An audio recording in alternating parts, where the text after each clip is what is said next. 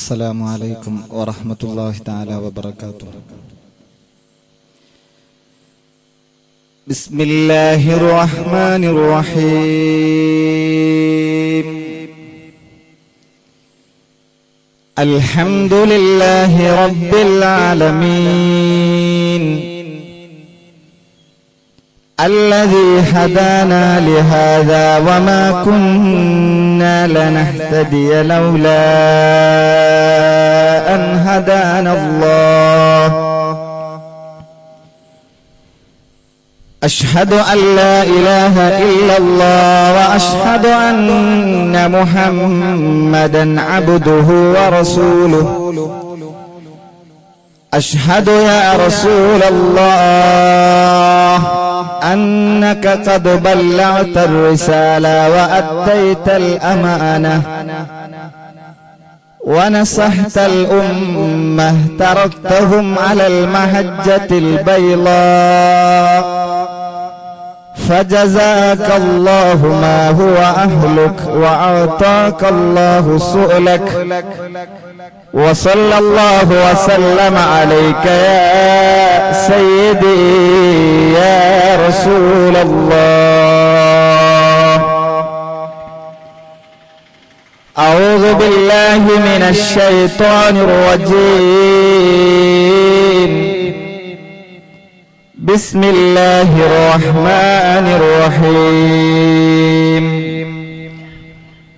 وترى المجرمين مشفقين مما فيه ويقولون يا ويلتنا ما لهذا الكتاب لا يغادر صغيرة ولا كبيرة إلا أحصاها ووجدوا ما عملوا حاضرة ولا يظلم ربك أحدا. صدق الله. ആദരണീയരായ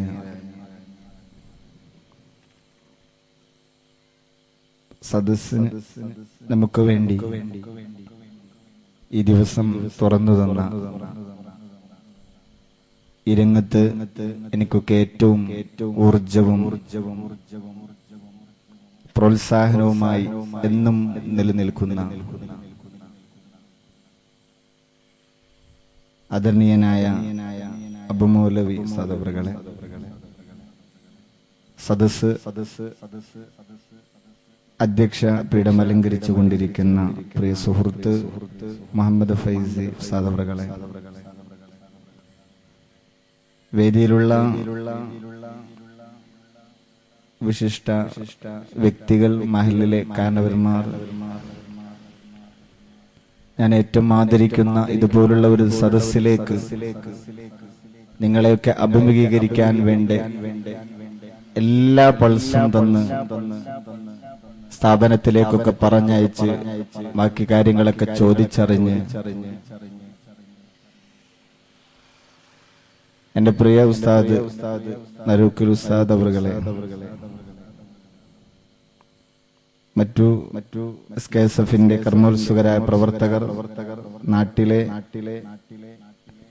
പ്രിയപ്പെട്ട കൂട്ടുകാർ, ഉമ്മമാർ, ഉപ്പമാർ, യുവ സുഹൃത്തുക്കൾ, സഹോദരിമാരടക്കം സ്നേഹനിധികളായ വിദ്യാർത്ഥിനികളെ, അള്ളാഹു നമ്മിൽ നിന്ന് കബൂൽ ചെയ്യുമാറാവട്ടെ. ബൃഹത്തായ ഒരു വിഷയം ചുരുങ്ങിയ സമയം കൊണ്ട് അർത്ഥഗർഭമായി നമ്മുടെ മനസ്സിനകത്തേക്ക് സന്നിവേശിപ്പിച്ച് ഉദ്ഘാടന ഭാഷണം നിർവഹിച്ച് സദസ്സിനെ എല്ലാവിധ രീതിയിലും പാകപ്പെടുത്തി ജീവിതത്തിന്റെ നാൾവഴികളിൽ സഞ്ചരിക്കേണ്ടതും നമ്മൾ സഞ്ചരിച്ചു കൊണ്ടിരിക്കുന്നതുമായ സകല നിഖില മേഖലകളെയും കീറിമുറിച്ച് സംസാരിച്ച് ഇനിയൊരു ഭാഷണത്തിന്റെ ആവശ്യമില്ലാത്ത നിലക്ക് തന്നെ നമുക്ക് വേണ്ട മുഴുവൻ നിർദ്ദേശങ്ങളും നൽകി ഒന്നരായ അബു മൗലവി ഉസ്താദ്, അള്ളാഹു ദീർഘായുസ്സ്, ആഫിയത്ത്, ഐരാരോഗ്യമൊക്കെ എല്ലാവർക്കും പ്രദാനം ചെയ്യുമാറാവട്ടെ. ചെറിയൊരു വിഷയം ചുരുങ്ങിയ സമയത്ത് മുഷിപ്പിക്കാതെ പറഞ്ഞ് അവസാനിപ്പിക്കാനാണ് ഞാൻ ഉദ്ദേശിക്കുന്നത്. അള്ളാഹു തൗഫീഖ് തരട്ടെ. എനിക്ക് അഭിമാനമാണ് നിങ്ങളുടെ മുമ്പിൽ എണീറ്റ് നിൽക്കുമ്പോൾ. പ്രസംഗിക്കുക എന്നതല്ല, ഇവിടെ നിൽക്കുന്നത് തന്നെ ഒരാൾക്കും ചിലപ്പോൾ ലഭിക്കാത്ത ഭാഗ്യമാണ്. അവനവൻ പിറന്നു വീണ നാടിന് പുറത്തായിരിക്കാം സ്വീകാര്യതകളൊക്കെ ഉണ്ടാവുക, സ്വാഭാവികമാണ്. എന്നാൽ ഒരുപാട് സദസ്സുകളിൽ, വിശിഷ്യ ഇന്നടക്കം നിങ്ങളുടെ മുമ്പിൽ എഴുന്നേറ്റ് നിൽക്കാൻ എനിക്ക് തൗഫീഖ് ഉണ്ടായി. മരണപ്പെട്ടു പോയ എന്റെ ഉപ്പയുടെയും മറ്റു ആത്മാർത്ഥമായി ദീനിന് സേവനം ചെയ്ത ഉസ്താദുമാരുടെയും ഒക്കെ മനസ്സറിഞ്ഞ പ്രാർത്ഥനകളായിരിക്കാം എന്ന് ഞാൻ ഉറച്ചു വിശ്വസിക്കുകയാണ്. അല്ലാഹു മരിച്ചുപോയവർക്കൊക്കെ മഗ്ഫിറത്ത്, ജീവിച്ചിരിക്കുന്നവർക്ക് ദീർഘായുസ്, ആഫിയത്തൊക്കെ പ്രദാനം ചെയ്യുമാറാവട്ടെ. നമ്മൾ ദുനിയാവെന്ന പ്ലേ ഗ്രൗണ്ടിലാണ്. ശരിയ എന്ന് പറയുന്ന പ്ലേ റൂൾസുകൾ ആ ഗ്രൗണ്ടിലുണ്ട്.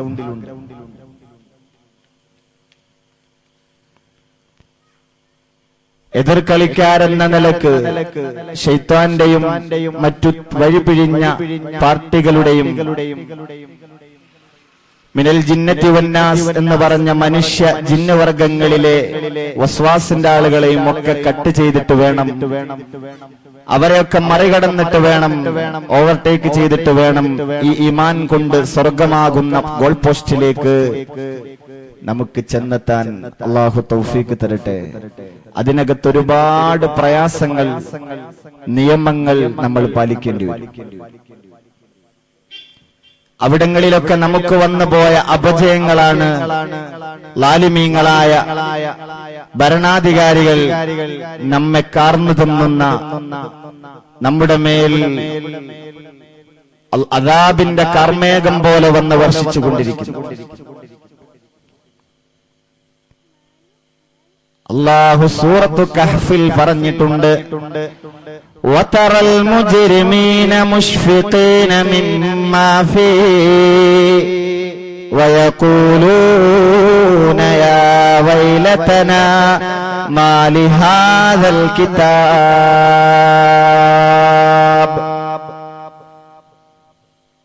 അല്ലാഹു ശരിയ എന്ന നിയമം തരികയും അതിന്റെ ബോർഡറുകളെ ട്രസ്പാസ് ചെയ്യാതെ ജീവിക്കാൻ അല്ലാഹു നമ്മളോട് നിർദ്ദേശിക്കുകയും ചെയ്തു. അതിന് വെളിയിലെത്തിയാൽ നിങ്ങൾ പരാജിതരും, അതിനകത്ത് നിന്ന് പടച്ചവനെ പേടിച്ച് ജീവിച്ചാൽ നിങ്ങൾ തന്നെയാണ് ആലൗൻ, ഏറ്റവും ഉന്നതരെന്ന് ഓർമ്മപ്പെടുത്തുകയും ചെയ്തു.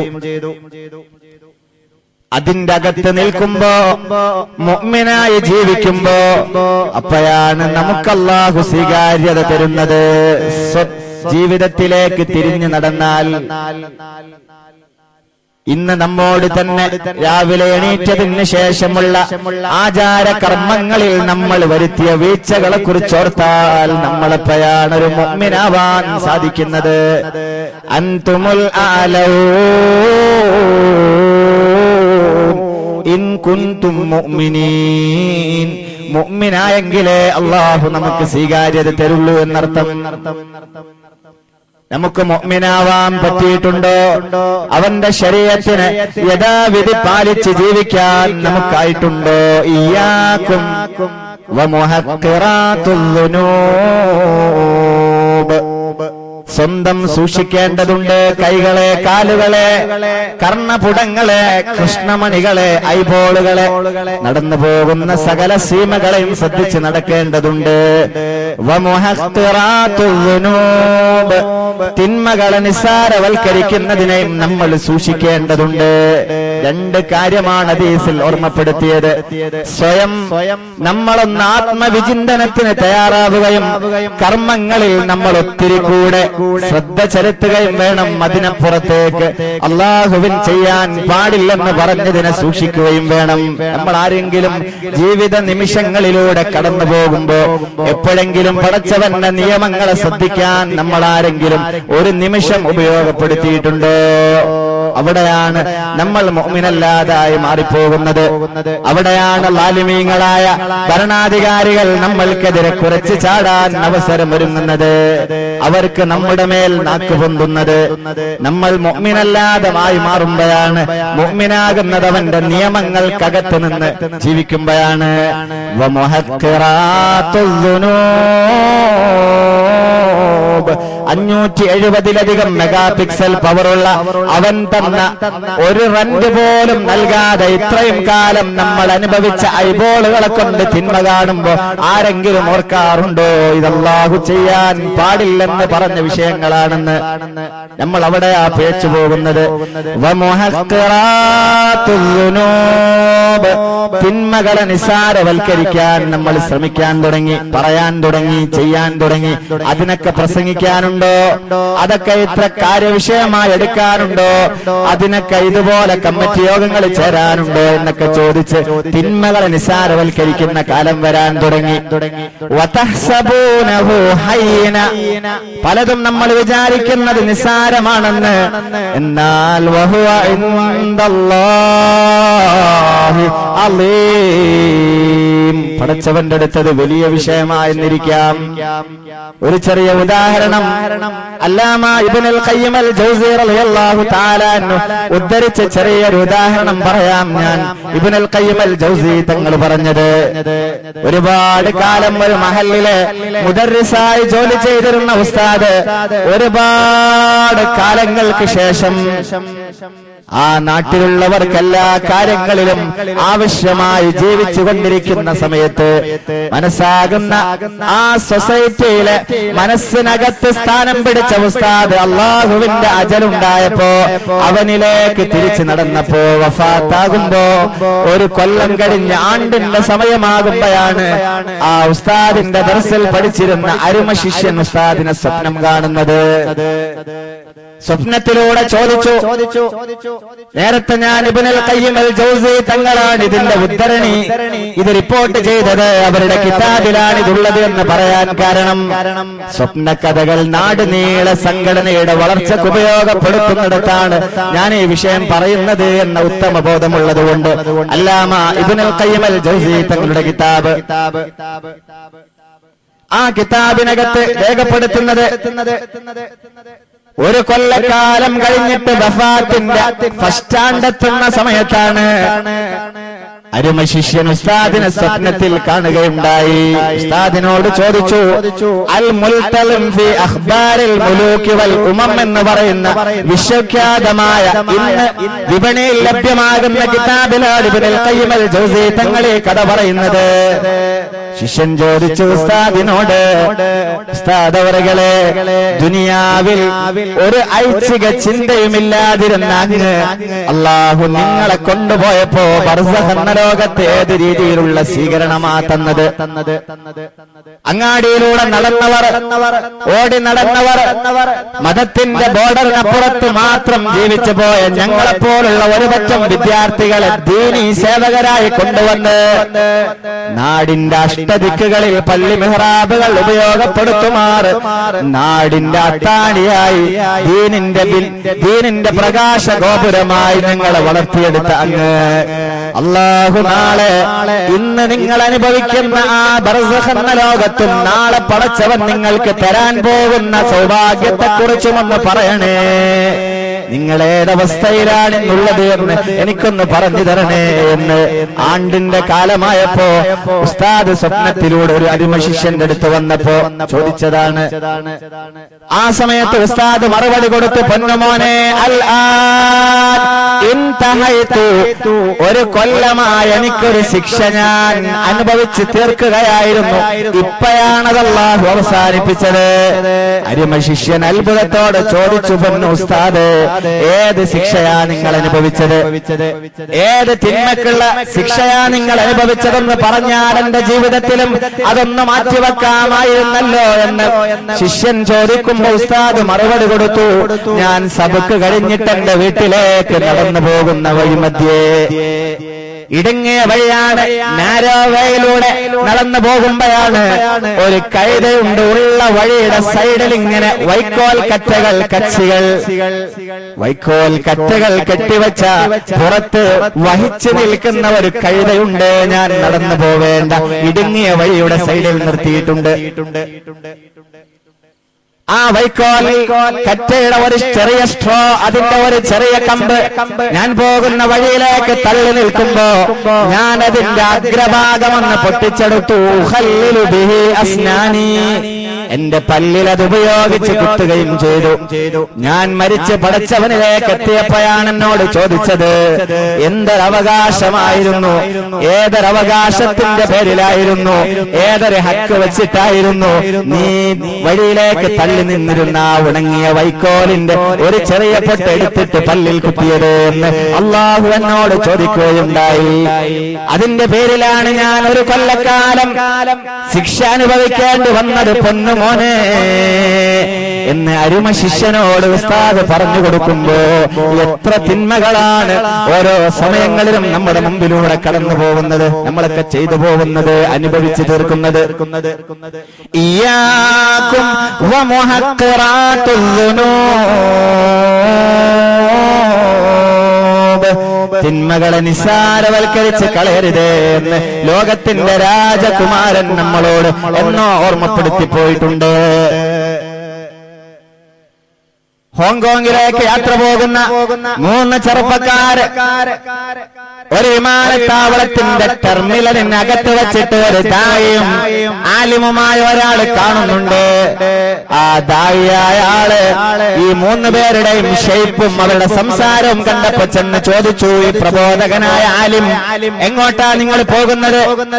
അവര് പറഞ്ഞു, ഞങ്ങൾ പോകുന്നത് അങ്ങ് ഹോങ്കോങ്ങിലേക്കാണ്. ഉസ്താദ് ചിന്തിക്കാൻ തുടങ്ങി, ദായി അങ്ങ് ചെറുവിധ ചെയ്യാൻ തുടങ്ങി. പടച്ചറബേ, ഹോങ്കോങ് എന്നാൽ തിന്മയ്ക്ക് വേണ്ടിയിട്ട് ആളുകൾ കയറി പോകുന്ന സ്ഥലമാണ്. വ്യഭിചാര ശാലകളും ബിക്കിനി ഡ്രസ് ധരിച്ച ഒരുപാട് സ്ത്രീകൾ വിലസുന്ന ഹോങ്കോങ്ങിലേക്കാണല്ലോ ഈ 3 പേരും പോകുന്നത്. അവരെ നിയ്യത്ത് ശരിയല്ലെന്ന് മനസ്സിലാക്കിയ ഈ ഉസ്താദ് ചോദിച്ചു, ഈ വിമാനം ടേക്ക് ഓഫ് ചെയ്ത് കഴിഞ്ഞാൽ മുസഖറാത്തിൻ ഫീ ജൗഇസ് സമാ മാ യുംസികുഹുന്ന ഇല്ലല്ലാഹ്, ഈ സ്ട്രാറ്റോസ്ഫിയറിലൂടെ പറന്നു പോകുന്ന വിമാനത്തെ ആരാണടാ താങ്ങി നിർത്തുന്നത്? ആരുടെ ശക്തിയിലാണത് പറന്നു പോകുന്നത്? ഭൂഗുരുത്വാകർഷണ ബലം മൂലം താഴേക്ക് പതിക്കാനുള്ള സാഹചര്യങ്ങളല്ലാതെ ആരാണതിനെ താങ്ങി നിർത്തുന്നത്? അറ്റ്ലാന്റിക് സമുദ്രത്തിന്റെ മുകളിലൂടെ, ബംഗാൾ ഉൾക്കടലിന്റെ മുകളിലൂടെ താഴെ പതിക്കാതെ ആരാണ് 3-3.5 മണിക്കൂറാകുമ്പോഴേക്ക് 2700 കിലോമീറ്ററുള്ള അബുദാബിയിലേക്ക് എത്തിക്കുന്നത്? ആരാണ്? മാ യുംസികുഹുന്ന ഇല്ലല്ലാഹ്, പടച്ചവനല്ലേ താങ്ങി നിർത്തുന്നത്. കയറുന്നവർ, യാത്ര ചെയ്യുന്നവർ, ട്രാവലേഴ്സ് ആരെങ്കിലും ചിന്തിക്കാറുണ്ടോ ഞാൻ എവിടെയാണെന്ന്? ഞാൻ അല്ലാഹുവിന്റെ അന്തരീക്ഷത്തിലൂടെ പറന്നു പോകുമ്പോഴും അതിലുള്ളവരുടെ ജോലിക്കാരെ ഒന്ന് തോണ്ടാനും കാണാനും ആഭാസങ്ങൾ നിർവഹിക്കാനും കൊതിക്കുന്നവരെ, ഏതിന്റെ പളപളപ്പിലാണ് നിങ്ങൾ ഈ പരിപാടികൾ ചെയ്യുന്നത്? ദായിയായ ആള് ചോദിച്ചു, ടേക്ക് ഓഫ് കഴിഞ്ഞിട്ട് അങ്ങ് പൊങ്ങിക്കഴിഞ്ഞാൽ എഞ്ചിന് തകരാറ് വന്ന് നിങ്ങൾ സമുദ്രത്തിൽ ആപതിച്ചാലോ നിങ്ങളുടെ സാഹചര്യം എന്ത്?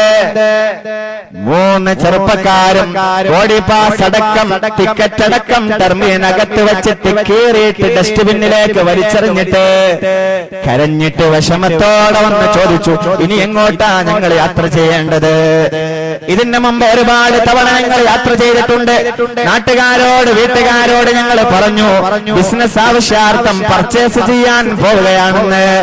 കൂട്ടുകാരോട് പറഞ്ഞു മറ്റു നാടുകളിൽ എന്തെങ്കിലും സാഹചര്യങ്ങൾ ഞങ്ങളുടെ ബിസിനസ്സിനുണ്ടോ എന്ന് നോക്കാൻ യാത്ര പോവുകയാണെന്ന്. ഒരുപാട് ഇതിനു മുമ്പ് ഒരുപാട് തവണ നിങ്ങൾ പല നാടുകളിലേക്കും യാത്ര പോയിട്ടുണ്ട്. നിങ്ങൾ വല്ലാത്തൊരു മെസ്സഞ്ചർ തന്നെ. ഞങ്ങളുടെ മുമ്പിൽ നിങ്ങളെ കൊണ്ടുവന്നു തന്നത് അല്ലാഹുവാണ്. ഞങ്ങൾ കുറച്ച് വിശ്വാസമുണ്ട്. ഇനി എങ്ങോട്ടാ ഞങ്ങൾ യാത്ര ചെയ്യേണ്ടത്? ഈ ദായി പറഞ്ഞു, നിങ്ങൾ മക്കയിലേക്ക് പോവണേ. കഅബയുടെ കില്ല പിടിച്ചിട്ട് ഒന്ന് പ്രാർത്ഥിച്ചാൽ നിങ്ങൾ ഒരുപാട് കാലങ്ങളിലൂടെ ചെയ്തു തീർത്ത തിന്മയുടെ ഭാണ്ഡങ്ങളെ കഴുകിക്കളയാൻ അല്ലാഹു നിങ്ങൾക്ക് വെച്ച ഒരേ ഒരു സബബ്, ഒരേ ഒരു ഉപാധി, അത് കഅബയുടെ കില്ല പിടിച്ച് പ്രാർത്ഥിക്കലാണ്. ആ ആഴ്ചയിൽ തന്നെ ടിക്കറ്റ് എടുത്തു 3 സുഹൃത്തുക്കളും യാത്ര ചെയ്യാൻ തുടങ്ങി. ജിദ്ദ എയർപോർട്ടിൽ വന്നിറങ്ങിയിട്ട് എല്ലാ ചെക്കപ്പും കഴിഞ്ഞ് പുറത്തിറങ്ങി ടാക്സി പിടിച്ചിട്ട് മക്കയിലേക്ക് പോകുന്ന യാത്രയിൽ കാർ ആക്സിഡന്റിൽപ്പെട്ട് 3 പേരും കാറിനകത്ത് വെച്ചിട്ട് മരിച്ചു പോകുന്ന സാഹചര്യം ഉണ്ടാകുമ്പോ ഓർക്കണേ, അവരെ ഈ വഫാത്ത് നടന്നത് തിന്മക്ക് വേണ്ടിയിട്ട് ഹോങ്കോങ്ങിലേക്കുള്ള വിമാനത്തിന്റെ എഞ്ചിന് തകരാറ് പറ്റിയിട്ടായിരുന്നെങ്കിൽ അവരെ സാഹചര്യം എന്തായിരിക്കാം? പ്രിയപ്പെട്ടവരെ, തിന്മ ചെയ്യുമ്പോ ഓർക്കണേ, ആരാണ് തിന്മ തീർത്തിട്ട് വീട്ടിൽ പോകുമെന്ന ഉറപ്പിൽ ആരാണ് തിന്മ ചെയ്യുന്നത്? ആർക്കാണ് അതിന് സാധിക്കുന്നത്? കണ്ണൂരിലെ പയ്യോളിയിൽ ഈ കാണുന്ന ഇന്നാട്ടിൽ നമ്മുടെ കണ്ണൂരിനകത്തുള്ള ഒരു സ്ഥലത്താണ് എല്ലാ ഞായറാഴ്ചയും സെക്കൻഡ് ഷോക്ക് പോകുന്ന ഒരു ചെറുപ്പക്കാരൻ. നാട്ടുകാർക്കറിയാം, വീട്ടുകാർക്കറിയാം, കൂട്ടുകാർക്കറിയാം. വെള്ളിയാഴ്ച റിലീസാകുന്ന സിനിമ കാണാൻ അവൻ ഞായറാഴ്ചയെ ലീവുള്ളൂ. രാത്രിയിലെ സെക്കൻഡ് ഷോക്ക് പോകുന്നവർ ജൂതന്മാരായാലും ക്രിസ്ത്യാനികളായാലും മറ്റു നമ്മുടെ മതത്തിലെ സഹോദരങ്ങൾക്കായാലും അവരൊക്കെ പ്രാധാന്യം കൽപ്പിക്കുന്ന ഹോളിഡേ ഞായറാഴ്ചയാണെങ്കിൽ പോലും എന്തേ നമ്മുടെ നാടുകളിൽ വെള്ളിയാഴ്ച ജുമാ നിസ്കരിച്ചിറങ്ങുന്ന ചെറുപ്പക്കാർക്ക് മുമ്പിലേക്ക് പുതിയ സിനിമകൾ റിലീസാകുന്നു എന്ന് ചിന്തിച്ചാൽ തന്നെ ആരെ പിഴപ്പിക്കാനാണ് ഏർപ്പാട് ചെയ്യുന്നത് എന്ന് തിരിച്ചറിയാൻ ആർക്കാ സാധിക്കാത്തത്? ആരെ പിഴപ്പിക്കാനാണ്? ആരെ ലക്ഷ്യം വെച്ചിട്ടാണ് ഇതിറങ്ങുന്നത്? സെക്കൻഡ് ഷോ കാണാൻ പോകുന്ന കണ്ണൂരിലെ മുസ്ലിം ചെറുപ്പക്കാരൻ എല്ലാ ആഴ്ചയിലും 11-12 മണിക്ക് തീർന്നു വരുമ്പോ ഉമ്മയെ വിളിച്ചിട്ട് വാതിൽ മുട്ടുമ്പോ ഡോറ് തുറന്നു കൊടുക്കുന്ന ആ ഒരു എക്സ്പീരിയൻസ് ഉള്ള ഉമ്മ ഒരു ഞായറാഴ്ച രാത്രി മകൻ വരാതിരുന്നപ്പോ വിഷമത്തോടെ ഉറക്കിയോ ഉറങ്ങിയില്ലേ എന്നറിയില്ല, എങ്ങനെയോ ആ രാത്രി തള്ളി നീക്കുമ്പോ രാവിലെ നേരെ നടന്നു പോയത് കൂട്ടുകാരന്റെ വീട്ടിലേക്കായിരുന്നില്ല, പള്ളിയിലേക്കായിരുന്നില്ല, മറ്റൊരിടത്തേക്കുമായിരുന്നില്ല, സിനിമാ ഹാളിനകത്തേക്ക്. അവിടത്തെ ഗേറ്റ് കീപ്പറെ വിളിച്ചിട്ടു അതൊന്ന് തുറന്നു തരണേ. ആ സിനിമാ ഹാളിന്റെ അകം മുഴുവനും പരതി നോക്കിയിട്ട് ആളെ കാണാതെ വന്നപ്പോ ബാൽക്കണിക്കകത്തേക്ക് കയറിപ്പോയ ആ ഉമ്മയും ആ ഗേറ്റ് കീപ്പറും അന്വേഷിച്ച് നോക്കുമ്പോഴാണ് അവിടത്തെ ഒരു ചെയറിൽ താഴേക്ക് തൂങ്ങിക്കിടക്കുന്ന ഒരു മനുഷ്യക്കോലത്തെ കാണുകയും അടുത്ത് ചെന്നിട്ട് മുട്ടി വിളിച്ചപ്പോൾ വിളി കേൾക്കാതെ അള്ളാഹുവിലേക്ക് നടന്നു പോയിട്ടുണ്ട്. എന്തോ ഒരു ഊർജമാണ്, എന്തോ ഒരു ഹരമാണ്. സിനിമ കണ്ടിരിക്കുമ്പോ ആവേശം മൂത്ത് വലതുകാലിലേക്ക് കയറ്റി വെച്ചിട്ട് ആഹ്ലാദത്തോടെ ആത്മതിമർപ്പോടെ ഉല്ലസിച്ച് ചിരിച്ചു കണ്ട സിനിമ തൊട്ടടുത്തവർ പോലും ഇരിക്കുന്നവർ പോലും അറിയാതെ പടച്ചതമ്പുരാൻ സൈലന്റ് അറ്റാക്ക് കൊടുത്തിട്ട് അവനിലേക്ക് തിരിച്ചു വിളിച്ചത് ഏത് കണ്ടപ്പോഴാണ്?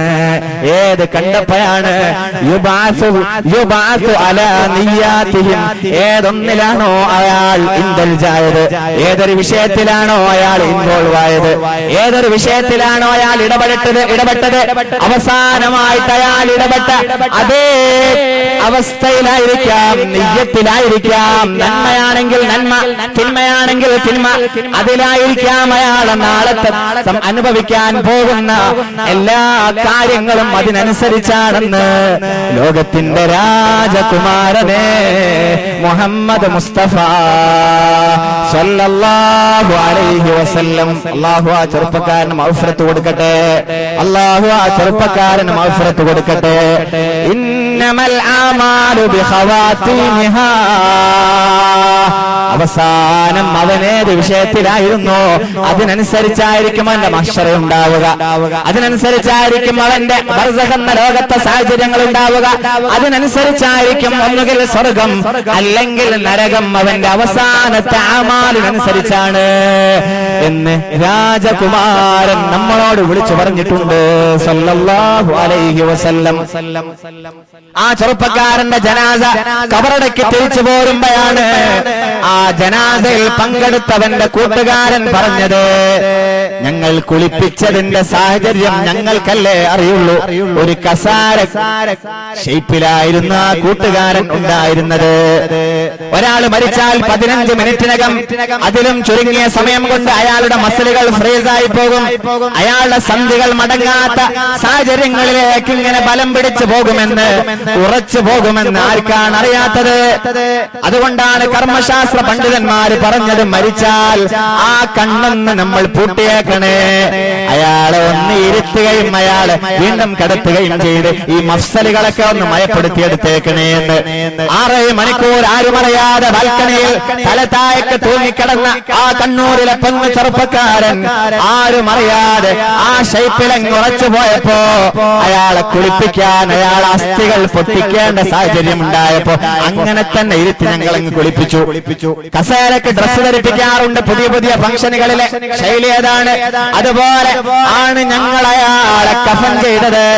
ഒന്ന് ആവേശത്തിലോ ഒന്ന് വേണ്ട വിധത്തിലോ ഒന്ന് കഫൻ ചെയ്യാൻ പോലും ഞങ്ങൾക്ക് സാധിച്ചില്ല. 6 അടി കബറിലേക്കാണ് സാധാരണ നമ്മളൊക്കെ മറവ് ചെയ്യാറുള്ളത് ഒരു ജനാസ കൊണ്ടുപോയിട്ട്. എന്നാൽ ഒരു തെങ്ങിൻ തൈ കുഴിച്ചിടുന്ന പോലെ ആയത്തിലേക്ക് മൺവെട്ടിയെടുത്ത് കുഴിച്ചിട്ട് അയാൾ അങ്ങനെ തന്നെ ഞങ്ങൾ ഇറക്കി വെച്ചിട്ടാണ് തിരിച്ചു പോകുന്നത്, മറമാടിയത് എന്നയാളെ ചെറുപ്പക്കാരന്റെ കൂട്ടുകാരൻ നമ്മളോട് ജനാസ മറവ് ചെയ്ത് തിരിച്ചു വന്ന് പറയുമ്പോ ഓർക്കണേ, അവസാനത്തെ സാഹചര്യം എങ്ങനെയാണ്? അങ്ങനെ ആയിരിക്കാം നമ്മൾ നാളെ. എല്ലാ സാഹചര്യങ്ങളിലും ഇതേ ഒരു അവസ്ഥ പ്രതിഫലിക്കുമെന്ന്. അതുകൊണ്ട്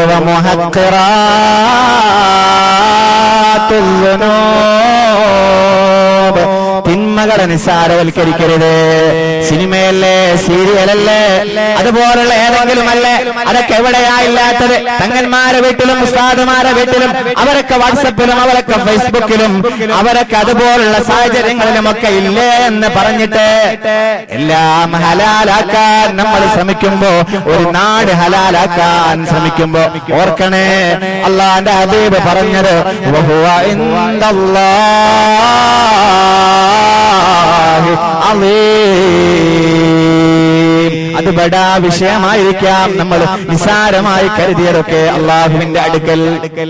വതറൽ മുജ്രിമീന മുശ്ഫിഖീന മിമ്മാ ഫീഹി വയഖൂലൂന യാ വൈലതനാ മാ ലിഹാദൽ കിതാബ്.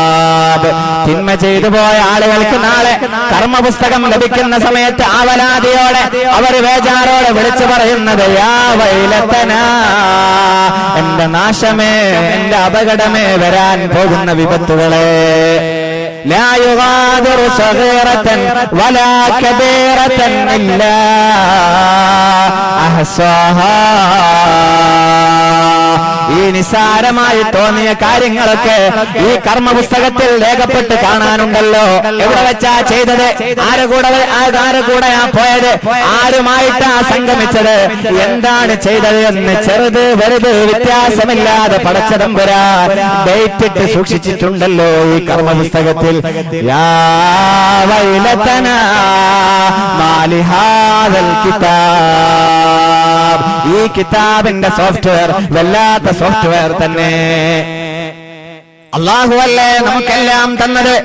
ആ നിഅമത്തുകൾ ഉപയോഗിച്ച് തിന്മ ചെയ്താൽ അല്ലാഹു നമുക്ക് തരുന്ന ശിക്ഷയും വർദ്ധിക്കുമെന്ന്, ആ ശിക്ഷ സഹിക്കാൻ സാധ്യമല്ലാത്തതാകുമെന്ന്. യാ വൈലതനാ മാ ലിഹാദൽ കിതാബ്. അതുകൊണ്ട് സൂക്ഷിച്ച് ചെയ്യണേ കാര്യങ്ങളൊക്കെ. നന്മയായാലും തിന്മയായാലും ശ്രദ്ധിച്ച് ഇടപെടണേ എന്ന് മാത്രമാണ് ഞാൻ എന്റെ പ്രിയപ്പെട്ട നാട്ടുകാരോട് വസിയത്ത് ചെയ്യുന്നത്. എല്ലാവരും ഒരുപോലെ പലതവണ ഞാൻ എന്നോട് പറഞ്ഞിട്ടാണ് ഈ വിഷയങ്ങൾ നിങ്ങളുടെ മുമ്പിൽ അവതരിപ്പിക്കുന്നത്. എല്ലാവരും സമമാണ്. അൽ ബിർറു ലാ യബ്ലാ വൽ ഇസ്മു ലാ യഫ്നാ. എല്ലാ നന്മയും പടച്ച തമ്പുരാൻ രേഖപ്പെടുത്തി വെക്കും. ചെറുതെന്നോ വലുതെന്നോ വ്യത്യാസമില്ലാതെ, എല്ലാ തിന്മയും ചെറുതോ വലുതോ എന്ന വിഭാഗീയതയില്ലാതെ, ഡിസ്ക്രിമിനേഷൻ ഇല്ലാതെ പടച്ച തമ്പുരാൻ രേഖപ്പെടുത്തി വെക്കുന്നുണ്ട്. അദ്ദയ്യാനു ലായനാം. പടച്ചവന്റെ നിരീക്ഷണ കവചത്തിനകത്താണ് നമ്മൾ ഇരിക്കുന്നത് എന്ന ബോധം നമുക്കെപ്പോഴും ഉണ്ടാവേണ്ടതുമാണ്. അള്ളാഹു കാണാത്തടത്ത് പോയി തിന്മ ചെയ്യാൻ സാധ്യമല്ലെന്ന് എല്ലാം അവൻ അറിയുന്നതെന്നും അവന്റെ റഡാറിന്റെ ഹാർഡ് ഡിസ്കിൽ സകലതും കയറ്റിപ്പോയിട്ടുണ്ടെന്നും നാളെ മഹ്ശറയിൽ അത് പ്രൊജക്ട് ചെയ്യപ്പെടുമെന്ന ബോധം എല്ലാ സമയത്തും നമ്മൾക്ക് മുമ്പിലുണ്ടായാൽ പിന്നെപ്പോഴാണ് തിന്മ ചെയ്യാൻ നമുക്ക് സാധിക്കുക?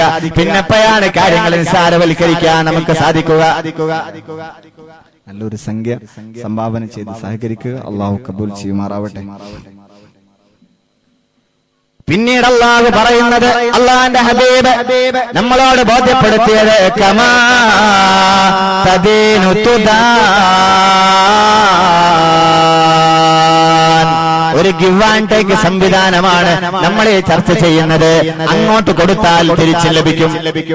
നാവിനെ നമ്മൾ ശീലിപ്പിച്ചത്, കാതുകളെ നമ്മൾ കേൾപ്പിച്ചത്, കണ്ണുകളെ നമ്മൾ പരിശീലിപ്പിച്ചത് നന്മയിലാണെങ്കിൽ മരിക്കാൻ നേരത്തും ഈ നാവ് കൊണ്ട് ദിക്ർ ചെല്ലാൻ പറ്റും.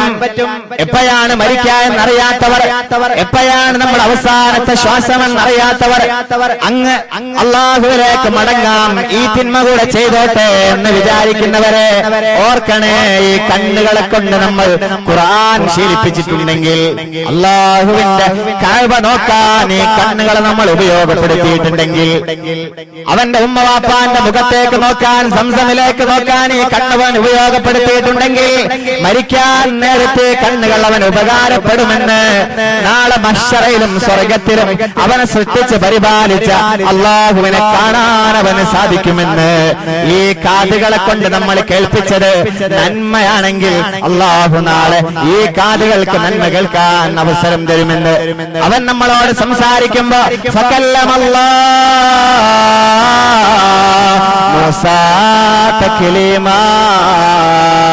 ഈ കർണപടങ്ങളെ കൊണ്ട് നമ്മളെ സൃഷ്ടിച്ച അള്ളാഹുവിനോട് സംസാരിക്കാനും കേൾക്കാനും സാധിക്കുമെന്ന്.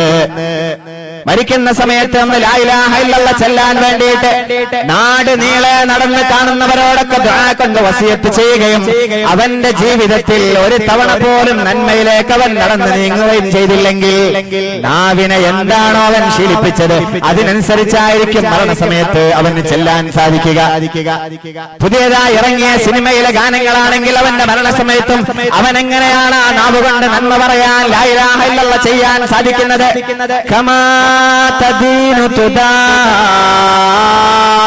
എന്താണോ ശീലിപ്പിച്ചത്, കണ്ണിനെ, നാവിനെ, കാതുകള്, അതായിരിക്കാം അവന് നാളെ അനുഭവിക്കാൻ സാധിക്കുക. അതായിരിക്കാം ഏത് സോഫ്റ്റ്വെയർ ആണോ നമ്മളെ സിസ്റ്റത്തിൽ കയറ്റിവെച്ചത് ആ പ്രോഗ്രാമിംഗ് അല്ലേ നടക്കാൻ സാധ്യതയുള്ളത്. കൽബിനകത്തേക്ക്, മനസ്സിനകത്തേക്ക് നമ്മൾ ഉപയോഗിച്ച, അള്ളാഹു നമ്മുടെ മസ്തിഷ്കത്തിനകത്ത്, മനസ്സിനകത്ത് ചെയ്തു വെച്ച സോഫ്റ്റ്വെയറുകൾ പലതും ഡാമേജ് ആണ്. ഉപയോഗിക്കാതെ അതെല്ലാം വൈറസ് ബാധിച്ചു പോയിട്ടുണ്ട്.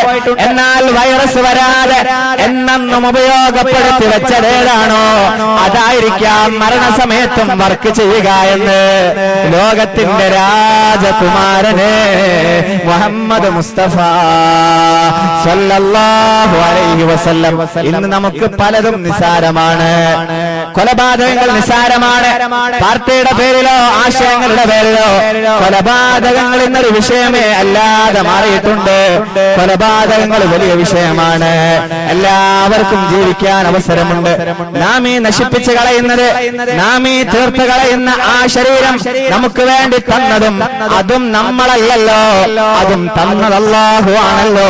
ആ അല്ലാഹു തന്ന ശരീരത്തെ അവൻ തന്നെ പിടിച്ചു കൊണ്ടുപോവുക എന്നല്ലാതെ ആർക്കാണത് നശിപ്പിക്കാൻ അവകാശമുള്ളത്? ഉസാമത്ത് ബിൻ സയ്യിദ് റളിയല്ലാഹു തആല അൻഹു ഒരു യുദ്ധത്തിൽ പങ്കെടുത്തിട്ട് ആവേശത്തോടെ അനുഭവങ്ങൾ ഹബീബിന്റെ മുമ്പിൽ പങ്കുവെക്കുന്ന ഒരു സാഹചര്യമുണ്ടായി.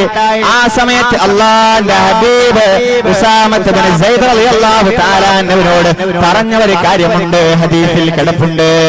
ഉസാമത്ത് ബിൻ സൈദ് റളിയല്ലാഹു തആല അൻഹു അല്ലാഹുവിന്റെ ഹബീബിനോട് പറഞ്ഞു, ഒരു യുദ്ധത്തിൽ പങ്കെടുത്തു. ഹബീബ് പങ്കെടുക്കാത്ത ഒരു ശരിയെ കുറിച്ചുള്ള സംസാരമാണ് ഹബീബിന്റെ സാഹചര്യത്തിൽ അവിടുത്തെ മുമ്പിൽ വന്നിട്ട് വിശദീകരിച്ചത്. ഹബീബേ, ഞങ്ങളൊരു യുദ്ധത്തിൽ പങ്കെടുത്തു.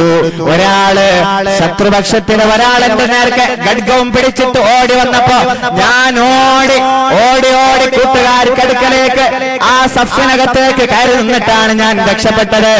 എന്നാൽ ഞങ്ങൾ 4-5 പേര് ഒരുമിച്ച് നിൽക്കുന്ന സാഹചര്യത്തിൽ എന്നെ നേരത്തെ ഓടിച്ചാതെ ശത്രു സൈന്യത്തിലെ ആ ഒരു സോൾജർ, അവിടുത്തെ ഒരാള് അതാ നിൽക്കുന്നു ഒറ്റക്ക്. കിട്ടിയ സാഹചര്യം ഞങ്ങൾ എല്ലാവരും, ഞാൻ പറഞ്ഞു, എന്നെ നേരത്തെ ഓടിച്ച ആളതാ, ഒന്ന് വരണേ, അയാളെ ഒന്ന് ശരിപ്പെടുത്തിയിട്ട് വേണം നമുക്ക് തിരിച്ചു പോകാനെന്ന് പറഞ്ഞു. എല്ലാവരും ഓടി വന്ന് അയാളെ വെട്ടാൻ മുമ്പിൽ അവസരം ഒരുങ്ങിയപ്പോഴാണ് അയാൾ കയ്യിൽ കിടന്ന ഒരു വാള് അവിടെ കണ്ട ഈത്തപ്പനയിലേക്ക് വലിച്ചെറിഞ്ഞിട്ട് ഉറക്കെ പറഞ്ഞത്, അഷ്ഹദു അല്ലാ ഇലാഹ ഇല്ലല്ലാഹ് വ അഷ്ഹദു അന്ന മുഹമ്മദർ റസൂലുള്ളാഹ്. ആ ശത്രുപക്ഷത്തിലെ സൈന്യത്തിലെ ആ ഒരു സോൾജറെ ഞങ്ങളങ്ങ് വെട്ടിയെന്ന് നബിയോട് പറയവേ ഹബീബിന്റെ മുഖമങ്ങ് ചുവക്കാൻ തുടങ്ങി. നബി ചോദിച്ചു ഉസാമയോട്, അഖതലഹു ബഅദൻ ഖാല ലാ ഇലാഹ ഇല്ലല്ലാഹ്. ഉസാമ അല്ലാഹുവിന്റെ പ്രേമഗാനം പാടിയ ശേഷം, ഷഹാദത്ത് പറഞ്ഞ ശേഷം നിങ്ങളൊരാളെ കൊന്നോ ഉസാമ എന്ന് ഉസാമ റളിയല്ലാഹു തആല അൻഹുവിനോട് അല്പം ദേഷ്യത്തിൽ റസൂൽ പ്രതികരിച്ചു. ഉസാമ റളിയല്ലാഹു തആല അൻഹു പറഞ്ഞു. അവര് പിന്നീട് പറയുന്നുണ്ട്, ഹദീസ് ദീർഘമാണ്, ഞാൻ ചുരുക്കി പറയട്ടെ. ഉസാമത്ത് ബിൻ സൈദ് റളിയല്ലാഹു തആല അൻഹു അല്ലാഹുവിന്റെ ഹബീബിനോട് പറഞ്ഞു, നബിയേ, അയാൾ കൊല ചെയ്യപ്പെടുമെന്ന്, അയാൾ ഞങ്ങൾ വധിക്കുമെന്ന്, അയാൾ മരിക്കാനുള്ള സാഹചര്യമായെന്ന് അറിഞ്ഞപ്പോഴാണ് ഈമാൻ കൊണ്ടോ ഇസ്ലാമിനോട് അയാൾക്ക് മമത ഉണ്ടായത് കൊണ്ടോ അല്ല അയാൾ ഷഹാദത്ത് ഉച്ചരിച്ചത്, രക്ഷപ്പെടാൻ വേണ്ടിയിട്ടാണ് ഹബീബേ എന്ന് ഞങ്ങൾ ഹബീബിന്റെ മുമ്പിൽ കെഞ്ചിക്കൊണ്ട് പറഞ്ഞപ്പോഴാണ് റസൂല് ചോദിച്ചത്, അവലാ ശഖഖത ഖൽബഹു യാ ഉസാമ. ഉസാമ, ആളുടെ കൽബ് നിങ്ങൾ കീറി നോക്കിയോ? കൽബിൽ എന്താണുള്ളതെന്ന്. മരിക്കാൻ നേരത്തെ, കൊല ചെയ്യപ്പെടാൻ നേരത്താണ് ഞങ്ങൾ അയാൾ ഇങ്ങനെ വിളിച്ചു പറഞ്ഞത്, ഹബീബേ, പലതവണ ഞങ്ങൾ പറഞ്ഞപ്പോഴും ഞങ്ങളോട് പറഞ്ഞത്, ഉസാമ അവലാ ശഖഖത ഖൽബഹു, നിങ്ങൾ അയാളെ കൽബ് മുറിച്ചു നോക്കിയോ? അയാളെ കൽബ് എന്തായിരുന്നെന്ന്, ഇസ്ലാമിനോട് മമതയോ സ്നേഹമോ ആത്മാർത്ഥതയോ ഉണ്ടായിരുന്നു എന്ന് നിങ്ങൾ കീറി നോക്കിയിരുന്നോ? ഉസാമ റളിയല്ലാഹു തആല അൻഹു പറഞ്ഞു, ഈ യുദ്ധങ്ങളെല്ലാം കഴിഞ്ഞിട്ട് ഇസ്ലാമിലേക്ക് വന്നാൽ മതിയായിരുന്നു എന്ന് എനിക്ക് തോന്നുമാറ് അല്ലാഹുവിന്റെ ഹബീബ് എന്നെ കാണുമ്പോഴൊക്കെ ഇത് ഓർമ്മപ്പെടുത്തുമായിരുന്നു എന്ന് ഉസാമത്ത് ബിൻ സൈദ് റളിയല്ലാഹു തആല അൻഹു. ഓർക്കണേ, ഇത്രയും ഗൗരവമാണ് നമ്മൾ ഇന്ന് കാണുന്ന രാഷ്ട്രീയ കൊലപാതകങ്ങളടക്കം. ഏതായാലും കൊലപാതകങ്ങൾ നിസ്സാരവൽക്കരിക്കാൻ പാടില്ലാത്തത്. വതഹ്സബൂനഹു ഹയ്യിന, തന്റെ ആശയത്തെ വിശ്വസിക്കാത്തവർ, അനുധാവനം ചെയ്യാത്തവർ, ഫോളോ ചെയ്യാത്തവരെ നിഷ്കാശനം ചെയ്യാമെന്നുള്ള അതിന് വേണ്ടിയിട്ടുള്ള ഫത്വകൾ കൊടുക്കുന്നവരെ അല്ലാഹു നാളെ നിങ്ങളെ പിടികൂടുമെന്ന് നിങ്ങൾക്ക് ചെയ്യാൻ പാടില്ലാത്തതാണ്.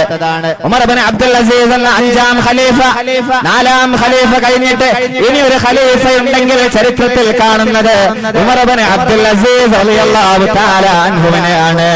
ആ മഹാൻ പറയുന്നുണ്ട്, എനിക്ക് ഖിയാമത്ത് നാൾ കഴിഞ്ഞിട്ടുള്ള ഒരു അവസ്ഥ അല്ലാഹു എനിക്ക് മനാമിലൂടെ തരികയുണ്ടായി. ആർക്ക്? ഉമർ ഇബ്നു അബ്ദുൽ അസീസ് റളിയല്ലാഹു തആല അൻഹുവിനെ. ഞാനിങ്ങനെ നടന്നു പോയപ്പോ സിറാത്ത് പാലം എനിക്ക് കാണാൻ സാധിച്ചു. ഞാൻ സിറാത്ത് പാലത്തിന്റെ മുകളിലേക്ക് നോക്കിയപ്പോ വറഅയ്തു ജീഫതൻ മുൽഖാതൻ അലാ ജസ്രി ജഹന്നം, ആ സിറാത്ത് പാലത്തിന്റെ മുകളിലുണ്ട് ഒരു ഡെഡ് ബോഡി വലിച്ചെറിഞ്ഞ പോലെ, കൊണ്ടുവച്ച പോലെയല്ല, അവിടെ കൊണ്ട് തള്ളിയ പോലെ, ആരോ വലിച്ചെറിഞ്ഞ പോലെ, ഒരു മൈൻഡ് ചെയ്യാതെ നെവർ മൈൻഡ് ആക്കിയിട്ട് അവിടെ ഇട്ട പോലെ ഒരു ഡെഡ് ബോഡി ഉണ്ട്, ഒരു ജനാസയുണ്ട്, സിറാത്ത് പാലത്തിന്റെ മുകളിൽ നിൽക്കുന്നു.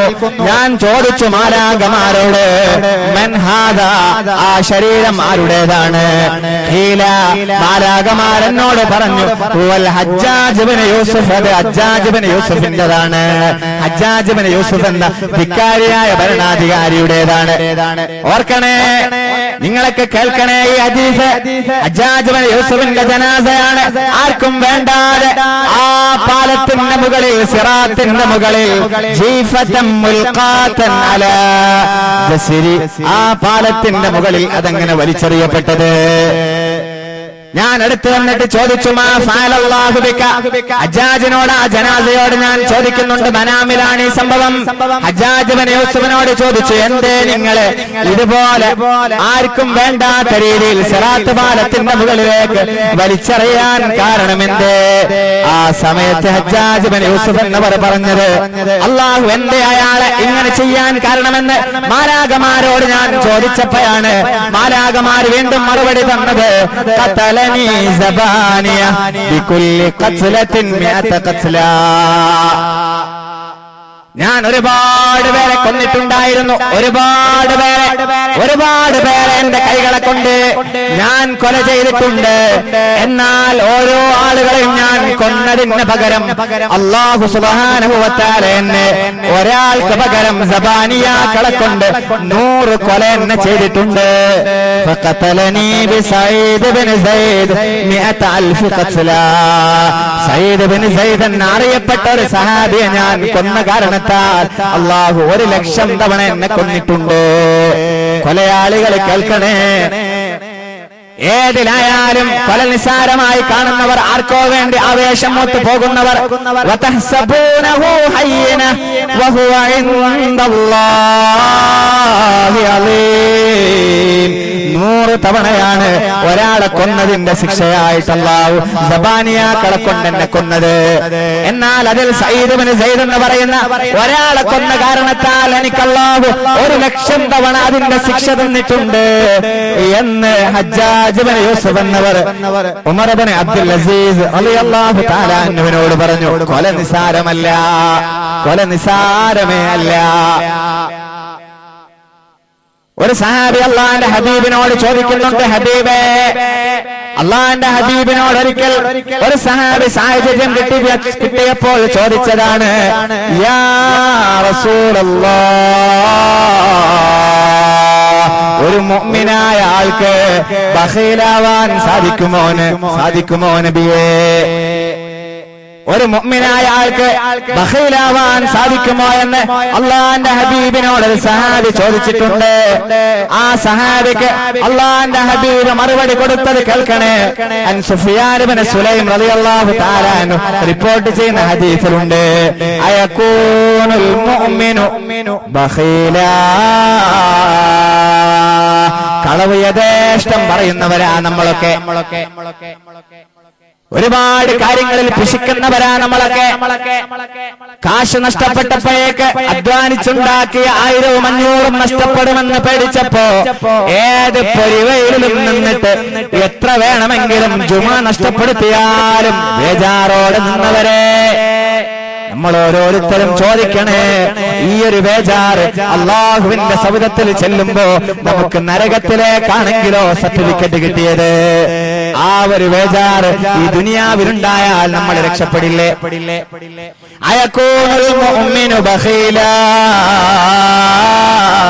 ഒരു മുഅ്മിനിന് ബഖീലാവാൻ പറ്റുമോ? നബി തങ്ങൾ പറഞ്ഞു, ബഖീലാവാം. നാം, അതെ. പിന്നെ അടുത്ത ചോദ്യം, അയകൂനുൽ മുഅ്മിനു ജബ്ബാനാ, ഒരു മുഅ്മിനിന് ഭീരുവാകാൻ സാധിക്കുമോ ഹബീബേ? അല്ലാഹുവിന്റെ റസൂൽ പറഞ്ഞു, നഅം, അതെ, ഒരു മുഅ്മിനിന് വേണമെങ്കിൽ ഭീരുവാകാം. അടുത്ത ചോദ്യം, അയകൂനുൽ മുഅ്മിനു കസ്സാബാ, ഒരു മുഅ്മിനിന് കളവ് പറയാൻ സാധിക്കുമോ ഹബീബേ?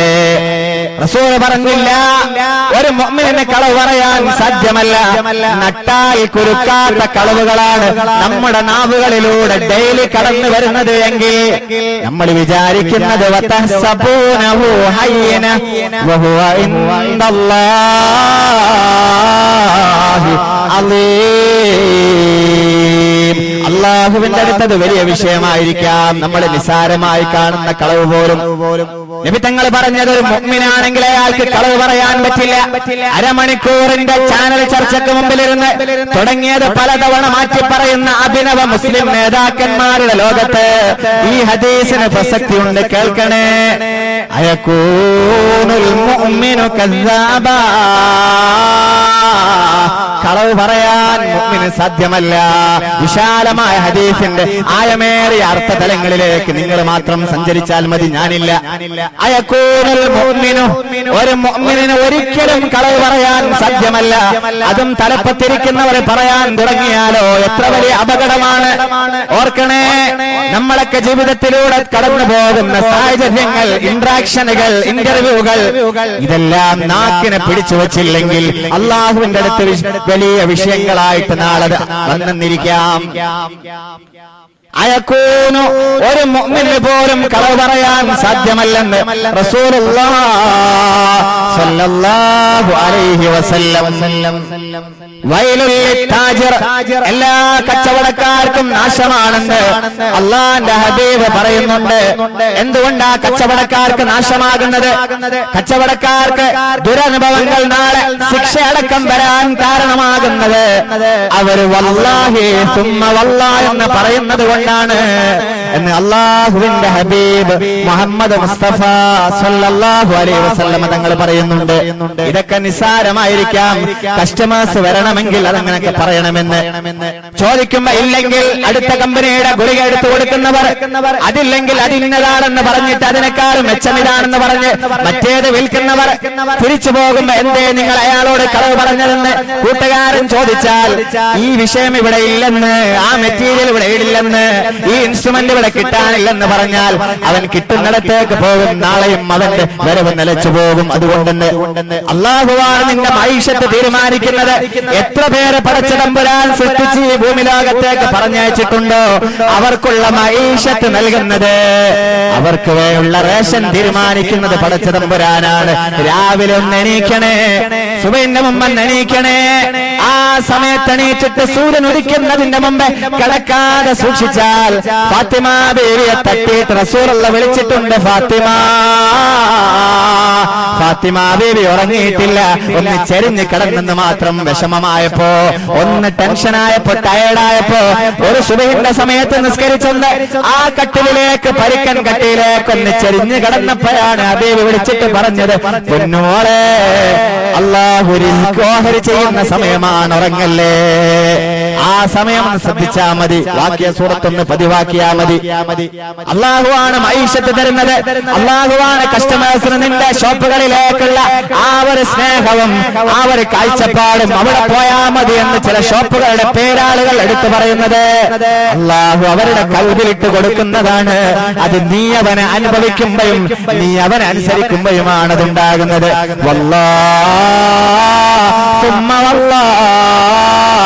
എന്ന് പറഞ്ഞ് കസ്റ്റമേഴ്സിനെ പറ്റിക്കുന്നത് കൊണ്ട് നാളെ വൈലെന്ന നരകം അയാൾക്ക് ലഭിക്കുമെന്ന് റസൂലുള്ളാഹ്. അതൊക്കെ നിസ്സാരമായിട്ടെന്ന് ചെയ്തു പോകുന്നതാണ്. അതുപോലെ തന്നെ മുഴുവൻ ജോലി ചെയ്യുന്ന ആളുകൾക്കും, കൺസ്ട്രക്ഷൻ ജോലിയാവട്ടെ, ഏത് ജോലിയാവട്ടെ, ഏത് ജോലി ചെയ്യുന്ന ആളുകൾക്കും വൈലെന്ന നരകമുണ്ട്. സഹാബത്ത് ചോദിച്ചു, നബിയെ, ജോലി ചെയ്യുന്നവർക്ക് എങ്ങനെയാണ് വൈലെന്ന നരകം ലഭിക്കാൻ പോകുന്നത്?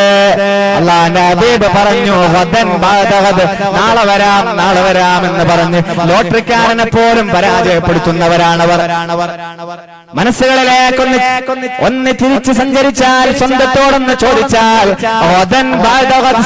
നാളെ വരാമെന്ന് പറയുകയും അയാൾ അന്വേഷിച്ച് കപ്പ പോലും ബാക്കി വെച്ചിട്ട്, മീറ്റ് പോലും വാങ്ങി വെച്ചിട്ട് 9 മണിയായിട്ടും വരാതിരിക്കുമ്പോ ഫോൺ ചെയ്താൽ സ്വിച്ച് ഓഫ് ആക്കി മുങ്ങുന്നവരാണെങ്കിൽ അല്ലാഹുവിന്റെ ഹബീബ് പറഞ്ഞിട്ടുണ്ട്,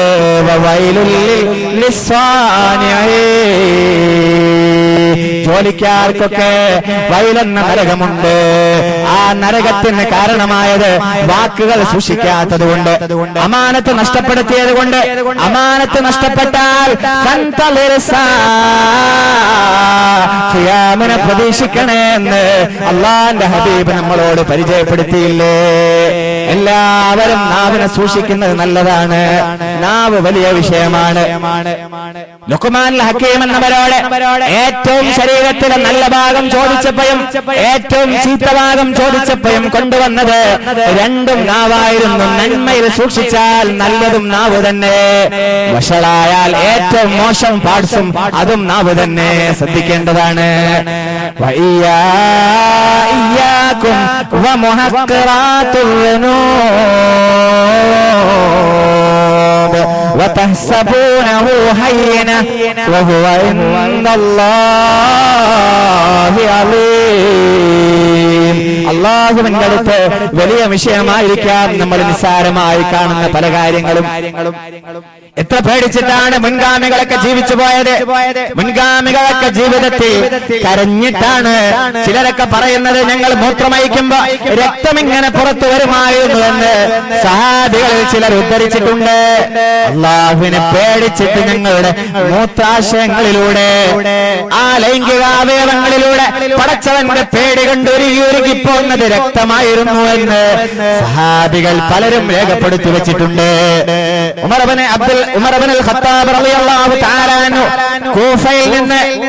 കൂഫയിൽ നിന്ന് ഭരണാധികാരിയുടെ ഖലീഫയുടെ അടുക്കലേക്ക് കൂഫയിൽ നിന്ന് പിരിച്ച സക്കാത്തിന്റെ സ്വത്ത് സൈത്തണ്ണ കൊണ്ടുവന്നിട്ടുണ്ടായിരുന്നു. ഒരു സമയത്ത് ഹദീസിന്റെ കിതാബുകളുണ്ട്, ഞാനതൊന്ന് പറഞ്ഞോട്ടെ. ഉമർ ഇബ്നുൽ ഖത്താബ് റളിയല്ലാഹു തആല അൻഹുവിന്റെ അടുക്കലേക്ക് കൈതക്ക് മുകളിൽ, ഒട്ടകത്തിന്റെ മുകളിലൊക്കെ ചുമന്ന് കൊണ്ടുവന്നിട്ടുണ്ട്. കൂഫയിലെ, ഇന്നത്തെ ഇറാഖിലെ കൂഫയിൽ നിന്ന് തോൽപാത്രത്തിൽ സൈത്തണ്ണ നിറച്ചിട്ട് കൊണ്ടുവന്നു. എണ്ണ കൊണ്ടുവന്നല്ലോ കൂഫയിൽ നിന്ന്, സക്കാത്തിന്റെ ബൈത്തുൽ മാലിന്റെ മുതല്. ഉമർ ഇബ്നുൽ ഖത്താബ് റളിയല്ലാഹു തആല അൻഹു ആളെ വെച്ചിട്ട് മുഴുവൻ തോൽപാത്രത്തിലും ഉണ്ടായിരുന്ന സൈത്തണ്ണ ഒരു വീപ്പയിലേക്ക് വടിച്ചിട്ട്, ആ സൈത്തണ്ണ മുഴുവൻ ഒരു വീപ്പയിലാക്കിയിട്ട് പൊതുജനത്തിന്റെ മുതലാണെന്ന് അത് സൂക്ഷിച്ചു വെച്ചു ഉമർ ഇബ്നുൽ ഖത്താബ് റളിയല്ലാഹു തആല അൻഹു. ആ എണ്ണ കൊണ്ടുവന്നിരുന്ന തോൽപാത്രം ഒരു കോണിലേക്ക് വലിച്ചെറിഞ്ഞു. രാവിലെ ആയപ്പോ പൊന്നുമോൻ അബ്ദുല്ലാഹി ഇബ്നു ഉമർ റളിയല്ലാഹു തആല അൻഹുവിനെ കണ്ടപ്പോ അടുത്തേക്ക് വിളിച്ചിട്ട് നോക്കിയ, തലമുടിയിൽ കൈവച്ച് നോക്കിയപ്പോ എന്തോ മിനുങ്ങുന്ന പോലെ ചോദിച്ചു, അബ്ദുല്ലാ, നീ ജെല്ല് പുരട്ടിയിട്ടുണ്ടോ? അബ്ദുല്ലാഹി ഇബ്നു ഉമർ റളിയല്ലാഹു തആല അൻഹു പൊന്നുമോൻ പറഞ്ഞു, ഞാൻ ജെല്ല് തേച്ചതല്ല ഉപ്പ, ഇന്നലെ കൂഫയിൽ നിന്നും കൊണ്ടുവന്നിട്ടുള്ള ആ സക്കാത്തിന്റെ മുതലായിരുന്ന സൈത്തില്ലേ, പൊതുമുതലിലേക്ക് നിങ്ങൾ വീപ്പയിലേക്ക് വടിച്ചു വെച്ച ശേഷം നിങ്ങൾ കൊണ്ടുവന്ന ഈത്ത ആ ഒരു ചെറിയ പാത്രമില്ലായിരുന്നോ, തോൽപാത്രം, ഒരുപാട് തോൽപാത്രം നിങ്ങൾ വടിച്ചെടുത്തിട്ട് ഒരു അസർ പോലും ശേഷിപ്പിക്കാതെ, ബാക്കി വെക്കാതെ നിങ്ങൾ വടിച്ചെടുത്തതിന് ശേഷം വേസ്റ്റ് എന്ന നിലക്ക് വലിച്ചെറിഞ്ഞിരുന്ന തോലിന്റെ പാത്രം ഞാൻ കീറിയിട്ട് അതിൽ കടന്നിരുന്ന ആ ഉൾഭാഗം ഞാൻ എന്റെ തലക്ക് മുകളിലൂടെ ഇങ്ങനെ പുരട്ടിയപ്പോ അതിൽ പറ്റി പിടച്ച് കിടന്നിരുന്ന ആ സൈത്തന്റെ തലയിൽ പറ്റിയതാവാമുപ്പ. ഉമർ റളിയല്ലാഹു തആല അൻഹു വലിച്ചൂരി തന്റെ ആ അരയിൽ സൂക്ഷിച്ചിരുന്ന ചാട്ടവാറിങ് വലിച്ചൂരിയിട്ട് പറഞ്ഞു പൊന്നുമോനോട്, മോനെ, ഈ ഉമറിന്റെ ചാട്ടവാറിന്റെ അടി നിന്റെ ലമ്പടം രുചിക്കുന്നതിന്റെ മുമ്പേ പോയിട്ട് മൊട്ട അടിച്ചു വരണേ എന്ന് പറഞ്ഞിട്ടുണ്ട്. ഉമർ ഇബ്നുൽ ഖത്താബ് റളിയല്ലാഹു തആല അൻഹു ഒഴിവാക്കിയതല്ലേ, ശരിയാണ്. നാളെ അല്ലാഹുവിന്റെ മുമ്പിൽ ശിക്ഷ കിട്ടുമോ? കിട്ടാം, കിട്ടാതിരിക്കാം. എന്നാൽ ഉമർ ഇബ്നുൽ ഖത്താബ് തങ്ങളുടെ പേടി, എന്റെ മകൻ അതിന്റെ ഒരാൾക്ക് പോലും അനുഭവിക്കാനോ കൊടുക്കാനോ ബാക്കിയില്ലെങ്കിലും, ചെറിയ അസറാണെങ്കിലും അതെന്റെ പൊന്നുമോൻ അനുഭവിച്ചതിന്റെ പേരിൽ നാളെ എന്നെ ചോദ്യം ചെയ്യപ്പെടുമോ എന്നുള്ള പേടി. നമുക്ക് ആ പേടിയുണ്ടോ? ആരാണ് ഉമർ ഇബ്നുൽ ഖത്താബ് റളിയല്ലാഹു തആല അൻഹു. സഅലബ റളിയല്ലാഹു തആല അൻഹു 16 വയസ്സുള്ള പെണ്ണുമോനാണ്. 16 വയസ്സുള്ള സഅലബ റളിയല്ലാഹു തആല അൻഹു ചെറിയ കുട്ടിയാണ്. നമ്മുടെ പ്ലസ് 2 കാരനെ പോലെ, നമ്മുടെ ഒരുപാട് SK7 കുട്ടികളെ പോലെ ആ ഒരു ഏജിലുള്ള 16 വയസ്സുള്ള ഹബീബിന്റെ സർവന്റ് ആയിരുന്ന സഅലബ റളിയല്ലാഹു തആല അൻഹുവിനെ ഒരു പ്രൊജക്ട് ഏൽപ്പിച്ചുകൊണ്ട് റസൂലുള്ളാഹി സ്വല്ലല്ലാഹു അലൈഹി വസല്ലം തങ്ങൾ പറഞ്ഞു, ഒന്ന് പോയി നിർവഹിച്ചു വരണേ സഅലബ. ചടുലമായ കാര്യങ്ങൾ ചെയ്തിരുന്ന സഅലബ റളിയല്ലാഹു തആല അൻഹു ഏൽപ്പിച്ച കാര്യ നിർവഹണത്തിന് വേണ്ടി നടന്നു പോകുമ്പോഴാണ് ഒരു വീടിന്റെ മുറ്റത്തൂടെ നടന്നു പോകുമ്പോ വീടിനകത്തേക്ക് അറിയാതെ ആ കണ്ണിന്റെ ആ ഒരു ഐബി ഒന്ന് സംഭവിച്ചു പോയപ്പോ, കാഴ്ച ഒന്ന് പോയപ്പോ, ഐബോളുകളും അതിനകത്തേക്ക് പോയപ്പോ കാറ്റിനാൽ ആ വീടിന്റെ ഡോറിൽ തൂക്കിയിട്ടിരുന്ന ശീല, അവിടുത്തെ ആ ഒരു ശീല അങ്ങ് പാറിപ്പോവുകയും അതിനകത്തിരുന്നിരുന്ന ഒരു അന്യ പെണ്ണിന്റെ നഗ്നമേനി ഒന്നോ രണ്ടോ തവണ കണ്ടുപോവുകയും ചെയ്തപ്പോ സഅലബ റളിയല്ലാഹു തആല അൻഹു 10 അടി നടക്കുന്നതിന് മുമ്പ് മനസ്സ് വേദനിക്കാൻ തുടങ്ങി. പടച്ച റബ്ബേ, ഞാൻ എന്താണ് ചെയ്തത്? മുനാഫിക്കിന്റെ ജോലിയല്ലേ ഹബീബിന്റെ സേവകനാവാൻ ഭാഗ്യം കിട്ടിയ, ഹബീബിന്റെ ചാരത്തിരിക്കാനും സകല കർമ്മങ്ങളും ചെയ്യാൻ അവസരം കിട്ടിയിട്ട് പോലും ഹബീബിന്റെ അടുത്ത് ഇറങ്ങിയപ്പോൾ ഹറാമിലേക്ക് കണ്ണുപോയില്ലേ? ഈ കണ്ണുകൾ നാളെ നരകത്തിനല്ലേ? യൗമഇദിൻ നാളിറ ഇലാ റബ്ബിഹാ നാളിറ. നാളെ പടച്ചവനെ കാണാൻ വേണ്ടിയിട്ട്, സ്ക്രാച്ച് ഇല്ലാതെ കാണാൻ വേണ്ടിയിട്ട്, ബഫറിംഗ് ഇല്ലാതെ കാണാൻ വേണ്ടിയിട്ടാണ് അല്ലാഹു സുബ്ഹാനഹു വ തആല ഡെയിലി 15 തവണ വുളൂയിലൂടെ നമ്മളെ മുഖം കഴുകിപ്പിച്ചത്, ഫർലാക്കി കഴുകിപ്പിച്ചത്, റുക്നാക്കി കഴുകിപ്പിച്ചത്, നിർബന്ധമാക്കി കഴുകിപ്പിച്ചത്. അതുകൊണ്ടാണ് നാളെ പടച്ചവനെ കാണുമ്പോ സ്ക്രാച്ച് ഇല്ലാതെ കാണുന്നതിന് വേണ്ടിയാണ്, ബഫറിംഗ് ഇല്ലാതെ കാണുന്നതിന് വേണ്ടിയാണ്. ഈ കണ്ണാണല്ലോ സഅലബ അന്യ പെണ്ണിന്റെ നഗ്നമേനി കാണുന്നതിനെ ഉപയോഗിച്ചത്. നമ്മുടെയൊക്കെ കണ്ണുകൾ എത്രയാണ് ഇതുപോലുള്ള കാര്യങ്ങളിൽ പെട്ടുപോകുന്നത്. സൂക്ഷിക്കണേ. മനഃപൂർവമല്ലാതെ അൺനാച്ചുറലി സംഭവിക്കുന്നത് വിട്ടേക്ക് കരുതിക്കൂട്ടിയിട്ട് നമ്മളൊരു കാര്യത്തിലേക്ക് നോക്കിക്കൊണ്ട് അല്ലാഹുവിന് ഇഷ്ടമില്ലാത്തത് കാണുന്നതിനെ സൂക്ഷിക്കാൻ നമ്മുടെ പ്രവർത്തകർ എല്ലാവരും ഒന്ന് ശ്രദ്ധിച്ചാൽ അൻതുമുൽ ആലോ, ഒരാളെയും പഠിക്കാതെ നമ്മൾക്ക് എല്ലാ കാര്യങ്ങളും നിർവഹിക്കാൻ സാധിക്കുമെന്ന് എല്ലാവരും നമ്മുടെ അരികിലേക്ക് ഞാനും നിങ്ങളുടെ കൂടെ കൂടട്ടെ എന്ന് ചോദിച്ചു വരുമെന്ന്. എത്ര പേരാണ് ഇതുപോലുള്ള ഒരു പ്രസ്ഥാനത്തിന്റെ താഴെ നിൽക്കാൻ കൊതിക്കുന്നവർ? അപങ്കുരം ഇങ്ങനെ ഒഴുകിക്കൊണ്ടിരിക്കുന്ന ഓരോ സമയങ്ങളിലും, ഓരോ ദിവസങ്ങളിലും, ഓരോ നിമിത്തങ്ങളിലായിട്ട് ഓരോരുത്തരിങ്ങനെ കയറി വരുമ്പോ ഓർക്കണേ, ഇവിടെയാണ് ദീനുള്ളത് എന്ന് ഓർമ്മ വേണേ. അതുകൊണ്ടാണ് എല്ലാവരും ഇതിലേക്കൊന്നണയാൻ, ഇതിന്റെ തണലിലൊന്ന് വിശ്രമിക്കാൻ കൊതിച്ചു പോകുന്നത്. നിങ്ങൾക്ക് ഇനിയും വിശ്വാസം വന്നില്ലേ? ഓരോരുത്തരെ കടന്നു വരുമ്പോ അള്ളാഹുവിന്റെ പള്ളികളെ പോലും പള്ളികളിലേക്ക് നമ്മൾ പോവാതെ ഹറാബാകുന്ന വിഷയമുണ്ട്. എന്നാലുള്ള പള്ളികൾ തന്നെ അടപ്പിക്കുകയും അതിന് അവകാശം ചോദിക്കുകയും ചെയ്യുമ്പോഴോ നാളെ പടച്ചവന്റെ മുമ്പിൽ സമാധാനം പറയേണ്ടി വരില്ലേ? അതൊക്കെ നിസ്സാരാണോ? ഏതെങ്കിലും വിഷയത്തിലോ ഏതെങ്കിലും അവകാശത്തിലോ അല്ലെങ്കിൽ ഞങ്ങൾക്കും വേണം അതിന്റെ പാതി എന്നതിന്റെ പേരിലോ അടച്ചു പൂട്ടാനുള്ളതല്ലോ നമ്മുടെ പള്ളികൾ. അല്ലാഹുവിന്റെ പള്ളികളല്ലേ. അവിടെ നിസ്സാരമായിട്ട് അതിന് അടച്ചു പൂട്ടുമ്പോ നമ്മൾ പോകാതെ തന്നെ പള്ളികൾ ഖറാബാകുന്നുണ്ട്. മെല്ലെ മെല്ലെ അതില് പിന്നെ നമ്മളാൽ തന്നെ അടച്ചു പൂട്ടുകയും ചെയ്താലോ?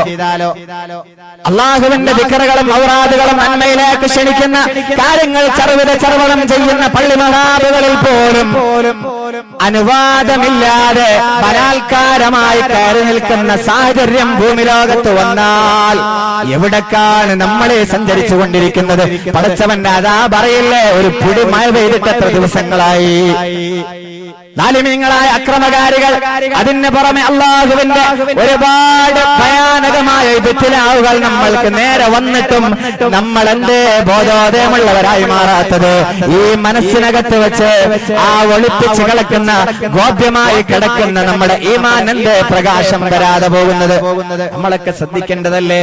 എന്തേ മനസ്സിനകത്തൊരു വെട്ടം വരാത്തത്? ദീനിന്റെ ഇതൊക്കെ കേട്ടിട്ടും പറഞ്ഞിട്ടും എന്തേ പറയുന്നവർക്ക് വരാത്തത്? എന്തേ പറയുന്നവർക്ക് പോലും വരാത്തത്. വതഹ്സബൂനഹു ഹയ്യിനാ വഹുവ ഇൻദല്ലാഹി അലീം. അല്ലാഹുവിന്റെ അടുത്ത് വലിയ വിഷയമായിരിക്കുക. സഅലബ റളിയല്ലാഹു തആല പിന്നെ മദീനയിലേക്കുള്ള ചിന്തയില്ല, ഹബീബിന്റെ ചിന്തയില്ല. ഓടി മക്കയുടെ ഭാഗത്തേക്ക് ഓടി പോയി ഞാൻ അല്ലാഹുവിനെ എതിര് ചെയ്തു, ഹബീബിന് ഇഷ്ടമില്ലാത്തത് ചെയ്തല്ലോ എന്ന് പറഞ്ഞിട്ട് എനിക്കെതിരായിട്ട് ഞാൻ തിരിച്ച് ഹബീബിലേക്ക് ചെല്ലുമ്പോഴേക്ക് നസലൽ അമീൻ മലക്ക് ജിബ്രീൽ വന്നിട്ട് ആയത്തിറക്കിയിട്ടുണ്ടാകുമല്ലോ എന്ന് പേടിച്ച് സഅലബ റളിയല്ലാഹു തആല അൻഹു നാടുവിട്ടു. സഅലബ റളിയല്ലാഹു തആല അൻഹു നാടുവിട്ടു. ഈ ഒരു സാഹചര്യം എത്രയാണ് നമ്മുടെ സാഹചര്യങ്ങളിലൊക്കെ ഉണ്ടായത്. സഅലബ റളിയല്ലാഹു തആല അൻഹുവിനെ പോലെ നമ്മളും ചിന്തിച്ചിരുന്നെങ്കിൽ നാടുണ്ടാകുമായിരുന്നു, നമുക്ക് പോകാൻ അത്രയും പോകേണ്ടിയിരുന്നു. ഓടിയിട്ട് സഅലബ റളിയല്ലാഹു തആല അൻഹുവിനെ അന്വേഷിച്ചു. 2 ദിവസം കഴിഞ്ഞപ്പോൾ ഹബീബ് വിളിച്ചു ചോദിച്ചിട്ടുണ്ട്, യാ സൽമാൻ യാ ഉമർ ഇബ്നുൽ ഖത്താബ് റളിയല്ലാഹു തആല അൻഹുമാ, എവിടെ എന്റെ സഅലബ കാണാനില്ലല്ലോ. സഅലബ റളിയല്ലാഹു തആല അൻഹു കാണാത്ത സാഹചര്യത്തിൽ സൽമാൻ റളിയല്ലാഹു തആല അൻഹുവിനെയും ഉമർ റളിയല്ലാഹു തആല അൻഹുവിനെയും വിളിച്ചിട്ട് ഹബീബ് അന്വേഷിച്ചു, പോയി നോക്കണേ, ഒന്ന് സെർച്ച് ചെയ്യണേ എന്റെ സഅലബയെ. ഒരുപാട് നാടുകളിലൂടെ അന്വേഷിച്ച് തിരിച്ചു വന്നിട്ട് സഅലബ റളിയല്ലാഹു തആല അൻഹുവിനെ കുറിച്ചുള്ള ഒരു ചെറിയ റിപ്പോർട്ട് സമർപ്പിച്ചു ഹബീബിന്റെ മുമ്പിൽ. ഹബീബിനോട് പറഞ്ഞു, നബിയേ ബഹസ്തു, ഞാൻ അന്വേഷിച്ചുവല്ലോ, ഞങ്ങൾ അന്വേഷിച്ചുവല്ലോ ഒരുപാട് നാടുകളിലൂടെ. ഫീ തുറുഖാത്തിൽ മദീന വബസാതീനിഹാ വമസാരിഹാ, എല്ലാ ഈത്തപ്പന തോപ്പുകളും എല്ലാ കൃഷിയിടങ്ങളും എല്ലാ ചായമക്കാനികളും എല്ലാ ഊടുവഴികളിലൂടെ ഒക്കെ ഞങ്ങൾ അന്വേഷിച്ചു, സഅലബയെ കണ്ടില്ല ഹബീബേ. ഈ റിപ്പോർട്ട് സമർപ്പിച്ചപ്പോഴാണ് റസൂലുള്ള പറഞ്ഞത്, ഇബ്ആസാ ഫിൽ ഫലവാത്ത്, ഒന്ന് ഡിസേർട്ടുകളിലൂടെ നിങ്ങളുടെ സെർച്ചിന് വ്യാപ്തി കൂട്ടണേ. ഒന്ന് ഡിസേർട്ടുകളിലൂടെ മരുഭൂമികളിലേക്ക് കൂടെ നിങ്ങളുടെ അന്വേഷണം ഒന്ന് വ്യാപിപ്പിച്ചു കഴിഞ്ഞാൽ, നിങ്ങളുടെ ആ ബറ്റാലിയൻ, നിങ്ങളുടെ ആ കണ്ണുകൾ, നിങ്ങളുടെ ആ സെർച്ചിങ് ഒന്ന് വ്യാപിപ്പിച്ചു കഴിഞ്ഞാൽ നമ്മൾക്കൊരു കണ്ടെത്താൻ സാധിച്ചേക്കാം. സഅലബ റളിയല്ലാഹു തആല അൻഹുവിനെ എന്റെ പ്രൊജക്ട് ചെയ്തു തീർക്കാനുള്ള യാത്രയിൽ സൂര്യാഘാതമേറ്റിട്ടെങ്കിലും എന്റെ സഅലബ മരുഭൂമിയിൽ കിടക്കുന്നുണ്ടെങ്കിൽ ആ ജനാസയെങ്കിലും നമുക്ക് ലഭിക്കുമല്ലോ. സഹാബത്തെ പോവണേ സൽമാൻ, പോവണേ ഉമർ ഇബ്നുൽ ഖത്താബ് റളിയല്ലാഹു തആല അൻഹുമാ. ഭവ്യതയോടെ അച്ചടക്കമുള്ള പ്രവർത്തകനെ പോലെ നടന്നുപോയി രണ്ടുപേരും. ഉംറക്ക് പോയവർക്കറിയാം, ഹജ്ജിന് പോയവർക്കറിയാം, ഏറ്റവും കൂടുതൽ കുന്നുകളുള്ളത്, ഹില്ലുകളുള്ളത്, മൗണ്ടൈനുകളുള്ളത് അത് മക്കയിലാണ്. സഫാ മർവ പോലുള്ള ഒരുപാട് നാടുകളുണ്ട്, ഒരുപാട് ഏരിയകളുണ്ട്. അവിടെ എവിടെയെങ്കിലും പോയി ഒളിച്ചിരിക്കുന്നുണ്ടോ എന്നറിയാൻ 2 സഹാബത്തും മക്കയെ ലക്ഷ്യമാക്കി നടന്നുപോയപ്പോ എല്ലാ കുന്നുകളും പരതിയപ്പോ അവിടുത്തെ ബദുക്കൾ, ആദിവാസികൾ, ആറാബിമാര് ചോദിച്ചു, ആരെയാ നിങ്ങൾ തിരയുന്നത്? എന്താണ് നഷ്ടപ്പെട്ടത്? എന്താ നഷ്ടപ്പെട്ടത്? ഞങ്ങളോടൊന്ന് പറയണേ. സഅലബ റളിയല്ലാഹു തആല ആണ് നഷ്ടപ്പെട്ടത്. 2 ദിവസങ്ങളായി ഞങ്ങളുടെ നാട്ടിൽ നിന്ന് മിസ്സായിട്ടുണ്ട്. നിങ്ങളുടെ നാട്ടിൽ എവിടെയെങ്കിലും ഉണ്ടോ എന്നാണ് ഞങ്ങൾ അന്വേഷിക്കുന്നത് എന്ന് ഉമർ ഇബ്നുൽ ഖത്താബ് റളിയല്ലാഹു തആല ബദുക്കളോട് പറഞ്ഞു. ഇങ്ങനെ കളറുള്ളവർ, ആകാര ശൈലിയുള്ളവർ, ഇതുപോലുള്ള വലിപ്പം കുറഞ്ഞവർ, എല്ലാ അഡ്ജക്റ്റീവുകളും പറഞ്ഞു കൊടുത്തിട്ടുണ്ട്. സഅലബ റളിയല്ലാഹു തആല അൻഹുവിനെ കുറിച്ച് ആ അറാബിമാരോട് എല്ലാം സാഗൂതം വീക്ഷിച്ച ശേഷം, കേട്ട ശേഷം അറാബിമാര് പറഞ്ഞു, അങ്ങനെ ഒരാൾ ഞങ്ങളുടെ നാട്ടിലില്ല. എന്നാൽ 1-2 ദിവസമായി ഞങ്ങൾ ഒരാളെ കാണാൻ പറ്റിയിട്ടുണ്ട്, ഒരാളെ ഞങ്ങളുടെ നാട്ടിലെത്തിയിട്ടുണ്ട്. അയാളെ പ്രത്യേകത അശ്ശാബുൽ ബക്കാ, എപ്പോഴും ധാരധാരയായിട്ട് കവിളുകളിലൂടെ കണ്ണുനീര് കണങ്ങൾ ഇങ്ങനെ ചാലിത്തൊഴുകുന്ന ഒരാള്, ഒരു ചെറുപ്പക്കാരനെ ഞങ്ങളുടെ നാട്ടിൽ 1-2 ദിവസമായി കാണാൻ തുടങ്ങിയിട്ട്. സഹാബത്ത് പറഞ്ഞു, അങ്ങനെ ഒരു ഗുണം ഞങ്ങൾക്ക് പരിചിതമല്ല. എന്നാൽ അവിടെ നിന്ന് പോന്ന ശേഷം, നാടും വീടും വിട്ട ശേഷം അങ്ങനെ ഒരു സാഹചര്യത്തിലേക്ക് ഞങ്ങളെ സാലഭ മാറിയിട്ടുണ്ടോ? ഉണ്ടാവാൻ സാധ്യതയുണ്ട്. ഞങ്ങൾ നിങ്ങളുടെ കൂടെ താമസിച്ചാലൊന്ന് കാണിച്ചു തരുമോ? അറാബിമാര് പറഞ്ഞു, കാണിക്കാം, പക്ഷേ എപ്പോഴും കാണാൻ സാധ്യമല്ല. രാത്രിയാവണം, മഗ്‌രിബിന്റെ സമയത്താണ്, ആളെ തിരിച്ചറിയും അറിയില്ല എന്ന ആ ഒരു സമയമെത്തുമ്പോ വെളിച്ചമുണ്ടോ? ഉണ്ട്. ഇല്ല എന്ന സാഹചര്യത്തിലെത്തുമ്പോഴാണ് ഈ കാണുന്ന ഏതെങ്കിലും മലക്ക് മുകളിൽ നിന്ന് ഇറങ്ങി വരികയും ഞങ്ങൾ നൂറുകണക്കിന് ആളുകളെ സെൻസിലേക്ക് തിരിച്ചു കയറ്റുമ്പോ ഒന്ന് കെഞ്ചിയിട്ടൊരു കപ്പ് പാല് വേണമെന്ന് പറഞ്ഞ് വാങ്ങിക്കുടിച്ച് തിരിച്ചു പോകുന്ന ഒരു ചെറുപ്പക്കാരനാണ് ഞങ്ങളുടെ നാട്ടിലുള്ളത്. വൈകുന്നേരം വരെ ഞങ്ങളുടെ ഹഡ്സുകളിൽ, ഞങ്ങളുടെ കുടിലുകളിൽ താമസിക്കാൻ നിങ്ങൾ തയ്യാറാണോ? സഹാബത്ത് പറഞ്ഞു, അതെ. ആരാണെന്ന് അറിയാൻ വേണ്ടിയിട്ട് അയാളെ ഞങ്ങൾക്ക് മിസ്സായാൽ പിന്നീട് ഞങ്ങളുടെ മനസ്സ് പറയും അത് സാലഭയായിരുന്നു, എന്തേ അവിടെ നോക്കാഞ്ഞത് എന്ന്. നബിയുടെ മുമ്പിൽ ഞങ്ങൾ ഈ വിഷയം അവതരിപ്പിക്കുമ്പോ ഹബീബ് ഞങ്ങളോട് ചോദിച്ചേക്കാം, ഒന്നവിടെ നിന്നൂടായിരുന്നു ഉമറേ, അതുകൊണ്ട് ഞങ്ങൾ ഇവിടെ നിൽക്കുന്നു എന്ന് പറഞ്ഞ് ഉമർ ഇബ്നുൽ ഖത്താബ് റളിയല്ലാഹു തആല അൻഹു അവരെ കുടിലേക്ക് യാത്രയായപ്പോ അവിടെ പോയിരുന്നപ്പോ വൈകുന്നേരമായപ്പോഴുണ്ട് അവര് പറഞ്ഞ അതേ സമയത്ത് ഒരു മലക്ക് മുകളിൽ നിന്ന് അസ്ഥിപഞ്ജരമായ ഒരാൾ ഇങ്ങനെ ഇറങ്ങി വന്ന് കൈകൂപ്പിയിട്ട് ഒരു കപ്പ് പാലുമായി വേണമെന്ന് ആവശ്യപ്പെട്ട് അവിടുത്തെ ബദുക്കൾ അറാബിമാരൊരു കപ്പ് പാലെടുത്ത് കൊടുക്കുകയും അത് കുടിച്ചപ്പോൾ ഇവർ സിഗ്നൽ നൽകി, വന്നോളൂ, ഇയാളാണ് ഞങ്ങളുടെ നാട്ടിൽ 1-2 ദിവസമായിട്ട് കണ്ടത്. സഹാബിമാരോടി വന്നപ്പോ സാലബ ഉറക്കെ വിളിച്ചപ്പോഴാണ് ആ പാൽപാത്രം തിരിച്ചു കൊടുത്തിട്ട് മലമുകളിലേക്ക് ഓടിപ്പോയപ്പോ ഓടിച്ചു പിടിച്ചു സാലബ റളിയല്ലാഹു തആല അൻഹുവിനെ പൊട്ടിക്കരഞ്ഞു ചോദിച്ചു, ഉമറേ, എന്നെ കുറിച്ച് മുനാഫിഖ് എന്ന രീതിയിൽ ആയത്തിറങ്ങിയോ? സൽമാൻ റളിയല്ലാഹു തആല അൻഹുവിനോട് ചോദിച്ചു, ജിബ്രീൽ വന്നു, സൽമാൻ സാലബ മുനാഫിഖാണെന്ന ആയത്തിറങ്ങിയിട്ടുണ്ടോ? സൽമാൻ റളിയല്ലാഹു തആല അൻഹുമാ, എന്തേ നിങ്ങൾ എങ്ങനെ ആപത്തുപ്പെടാൻ കാരണം? എന്തേ അങ്ങനെ ഒരു വേപത് നിങ്ങളുടെ മനസ്സിൽ എന്ന് ചോദിച്ചു സാലബ റളിയല്ലാഹു തആല അൻഹുവിനോട് 2 സഹാബികളും അവിടെ നിന്ന് മറുപടി കൊടുത്തു, അല്ലാഹുവിന്റെ ഹബീബ് ഏൽപ്പിച്ച കാര്യം ചെയ്യാൻ പോരുന്ന വഴിവക്കിൽ ഒരു വീട്ടിലേക്ക് ഞാൻ അറിയാതെ നോക്കി. അതേ സമയത്ത് കാറ്റിനാൽ അവിടുത്തെ ഡോറിന് പകരം വെച്ച് ശീല പാറിപ്പോയപ്പോ ഞാൻ അതിനകത്തിരുന്ന ഒരു പെണ്ണിന്റെ നഗ്നമേനി 1-2 തവണ മാക്സിമം കണ്ടുപോയി. അതിന്റെ വേദനയാണ്, ആ ഒരു വേദനയിലാണ് ഞാൻ ഇങ്ങനെ വിഷമിച്ച് നാട് വിട്ടത്. ഇനി ഞാൻ എന്റെ ഹബീബിന്റെ കൺമുന്നിൽ എങ്ങനെ വരും? ഞാൻ എങ്ങനെ വരും ഉമറേ? ഞാൻ എങ്ങനെ വരും? സൽമാൻ ഇബ്നു ഫാരിസ് റളിയല്ലാഹു തആല അൻഹുവേ. 2 സഹാബിമാരും പറഞ്ഞു, അങ്ങനെ ഒരു വിഷയം മദീനയിലില്ല, വരണേ. ഞാനില്ല. ആ സഹാബിമാരുടെ തോളത്ത് കൈവച്ചിട്ട് വേച്ച് നടക്കാനുള്ള പ്രയാസം കാരണത്താൽ താങ്ങി പിടിച്ചിട്ടാണ് അവർ മദീനയിലെ ഒരു കുടിലേക്ക് കൊണ്ടുവന്ന് കിടത്തിയത്. ആ കട്ടിലിൽ കിടക്കുമ്പോഴുണ്ട് ലോകത്തിന്റെ രാജകുമാരൻ മന്ദം മന്ദം നടന്നു വരുന്നുണ്ട് ആ കുടിലേക്ക് സാലബയെ കാണാൻ. ആരാണ് ലോകത്തിന്റെ രാജകുമാരൻ?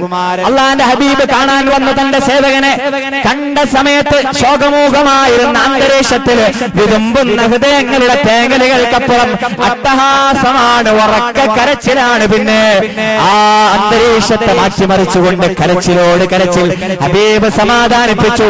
ഹബീബിന്റെ മുമ്പിൽ വിക്കിയിട്ടാണ് സാലബ റളിയല്ലാഹു തആല അൻഹു ആ കാര്യം വിശദീകരിച്ചത്. ഇല്ല നബിയേ, എങ്ങനെയാണ് എന്നെ അല്ലാഹു സ്വീകരിക്കുമോ? ഇല്ല, അങ്ങനെയൊന്നും പറയരുത്. അങ്ങനെ ഒരു വിഷയമേ സംഭവിച്ചിട്ടില്ലല്ലോ സാലബ. അല്ലാഹു പുറത്തു തരുമല്ലോ. നിങ്ങൾക്ക് എന്താണ് പേടിയുള്ളത്? അഖാഫു അദാബല്ലാഹ്, ഞാൻ അല്ലാഹുവിന്റെ ശിക്ഷ പേടിക്കുന്നുണ്ട്. എന്താ നിങ്ങൾ ആഗ്രഹം? അതമന്നാ മഗ്ഫിറത്തല്ലാഹ്, എനിക്ക് അല്ലാഹുവിന്റെ മഗ്ഫിറത്ത് കിട്ടുമോ? എനിക്ക് അല്ലാഹു പാപമോചനം തരുമോ? നബിയേ, നബി തങ്ങൾ പറഞ്ഞു, ഞാൻ ദുആ ചെയ്യാം. അല്ലാഹുവിന്റെ ഹബീബ് ദുആ ചെയ്തിട്ട് അല്ലാഹു പാപമോചനം കൊടുത്തിട്ടുണ്ട്. ആ സമയത്താണ് സാലബ റളിയല്ലാഹു തആല എന്ന് പറഞ്ഞത്. നബിയേ ഇന്നി അശ്ഉറു കദബീബിൻ നംലി യദബ്ബു ബൈന ലഹ്മി വഅൽമി. എന്റെ എല്ലിന്റെയും തൊലിയുടെയും ഇടക്കൂടെ ഒരു ചെറിയ കുഞ്ഞനുറുമ്പ് നടന്നു പോകുന്ന പോലെ ഫീലിംഗ് ഉണ്ട് എന്ന് അല്ലാഹുവിന്റെ ഹബീബിനോട് സഅലബ റളിയല്ലാഹു തആല എന്ന് പറയുമ്പോ റസൂൽ ചോദിച്ചു, സഅലബ അങ്ങനെയുണ്ടോ? ഉണ്ട് നബിയെ, അങ്ങനെ ഒരു ചെറിയ ഫീലിംഗ് ഉണ്ട്. എന്നാൽ അത് മരണമാണ് സഅലബ. ഏത് പേടിയിലാണ് ഈ മരണത്തിലേക്ക് സഅലബ റളിയല്ലാഹു തആല അൻഹുവിനെ എത്തിച്ചത്? ഒന്നോ രണ്ടോ തവണ നമ്മളൊക്കെ നിസ്സാരമായി കണ്ട ഈ ഒരു പെണ്ണിന്റെ നഗ്നമേനി കണ്ട പേടി കൊണ്ട് സഅലബ റളിയല്ലാഹു തആല അൻഹു നബി പറഞ്ഞു, ഖുൽ ലാ ഇലാഹ ഇല്ലല്ലാഹ്. സഅലബ അള്ളാന്റെ പ്രേമഗാനം പാടിക്കോ. അവസാന സെക്കൻഡുകളാണ്. ചുണ്ടുകൾ ഇങ്ങനെ ചലിക്കാൻ തുടങ്ങി. ചൊല്ലിക്കഴിഞ്ഞപ്പോഴേക്ക് ഒന്ന് രണ്ടനക്കം മാത്രം ആ സഹാബി ലോകത്തിൽ നിന്ന് യാത്രയായി. അള്ളാന്റെ ഹബീബാണ് കുളിപ്പിക്കാൻ നേതൃത്വം കൊടുത്തത്. ഹബീബാണ് കഫൻ ചെയ്യാൻ നേതൃത്വം കൊടുത്തത്. പള്ളിയിലേക്ക് ജനാസ കൊണ്ടുപോകുമ്പോഴാണ് അള്ളാന്റെ ഹബീബ് ഈ വേലിൽ ഇങ്ങനെ നടന്നു പോയത്. തിരിച്ചു പോരുമ്പോ ഉമർ ഇബ്നുൽ ഖത്താബ് റളിയല്ലാഹു തആല അൻഹു കർമ്മങ്ങളൊക്കെ കഴിഞ്ഞ് തിരിച്ചു പോരുമ്പോ നബിയോട് ചോദിച്ചു, നബിയേ അങ്ങയുടെ സഖാക്കൾ ഒരുപാട് വിശാലമായ വഴികളെ തന്നിട്ട് പോലും ഹബീബ് എന്തിനെ വിരലിൽ നടന്നു പോകുന്നത് പള്ളിയിലേക്ക്? അല്ലാഹുവിന്റെ ഹബീബ് തിരിച്ചു പറഞ്ഞത്, പ്രതികരിച്ചത് ഇങ്ങനെയായിരുന്നു, വൈഹക യാ ഉമർ. ഉമറേ നിങ്ങൾക്ക് എന്താണറിയാ? സഅലബയുടെ ജനാസ കൊണ്ടുപോകുമ്പോ ആ മയ്യത്ത് കട്ടിലൊന്ന് തൊടാൻ വേണ്ടിയിട്ട് അല്ലാഹുവിനെ മാത്രം അറിയുന്ന കൗണ്ട്ലെസ്സായ മാലാഖമാർ ആ ജനാസ കൊണ്ടുപോകുന്ന സന്തൂക്കൊന്ന് തൊടാൻ വേണ്ടിയിട്ട് തിക്കും തിരക്കും കൂട്ടുന്നതിനിടക്ക് ഞാൻ എങ്ങനെയാണ് കാൽപാദങ്ങളെ മടമ്പിനെ അമർത്തി വെച്ച് നടന്നു പോകുന്നത് എന്ന് ചോദിച്ച അല്ലാഹുവിന്റെ ഹബീബില്ലേ ഏതൊരു തിന്മയിലാണ് ആ സഹാബി വേദനിച്ചത്? ഒന്നോ രണ്ടോ തവണ നമ്മളൊക്കെ നിസ്സാരമായി കണ്ടുപോയ പെണ്ണിന്റെ നഗ്നമേനിയുടെ വേജാറിൽ മരണത്തിലേക്ക് എത്തിപ്പോയിട്ടുണ്ട്. സഅലബ റളിയല്ലാഹു തആല അൻഹു വമാ ഖദറുല്ലാഹ് ഹഖ ഖദരി. അല്ലാഹുവേ നിന്നെ മാനിക്കേണ്ട പോലെ മാനിക്കാൻ ഞങ്ങൾക്ക് പറ്റിയില്ല, പൊറുക്കണേ അല്ലാഹ്. ഈ ഒരുമിച്ച് കൂടിയ സംഗമം കാരണമായിട്ട് തന്നെ ഞങ്ങൾക്ക് സ്വർഗം തരണേ അല്ലാഹ്. വമാ ഖദറുല്ലാഹ് ഹഖ ഖദരി. പടച്ചോനെ വേണ്ട പോലെ ഗൗനിക്കാൻ നമുക്ക് പറ്റിയിട്ടുണ്ടോ? അള്ളാഹുവിനെ വേണ്ട പോലെ ശ്രദ്ധിക്കാൻ നമുക്ക് പറ്റിയിട്ടുണ്ടോ? അവിടെയാണ് നമ്മൾ അവന്റെ നിയമങ്ങളെ ഭേദിച്ചുകൊണ്ട് ട്രസ്പാസ് ചെയ്തുകൊണ്ട് ലംഘിച്ചുകൊണ്ട് നമ്മൾ മുന്നോട്ട് പോകരുത്.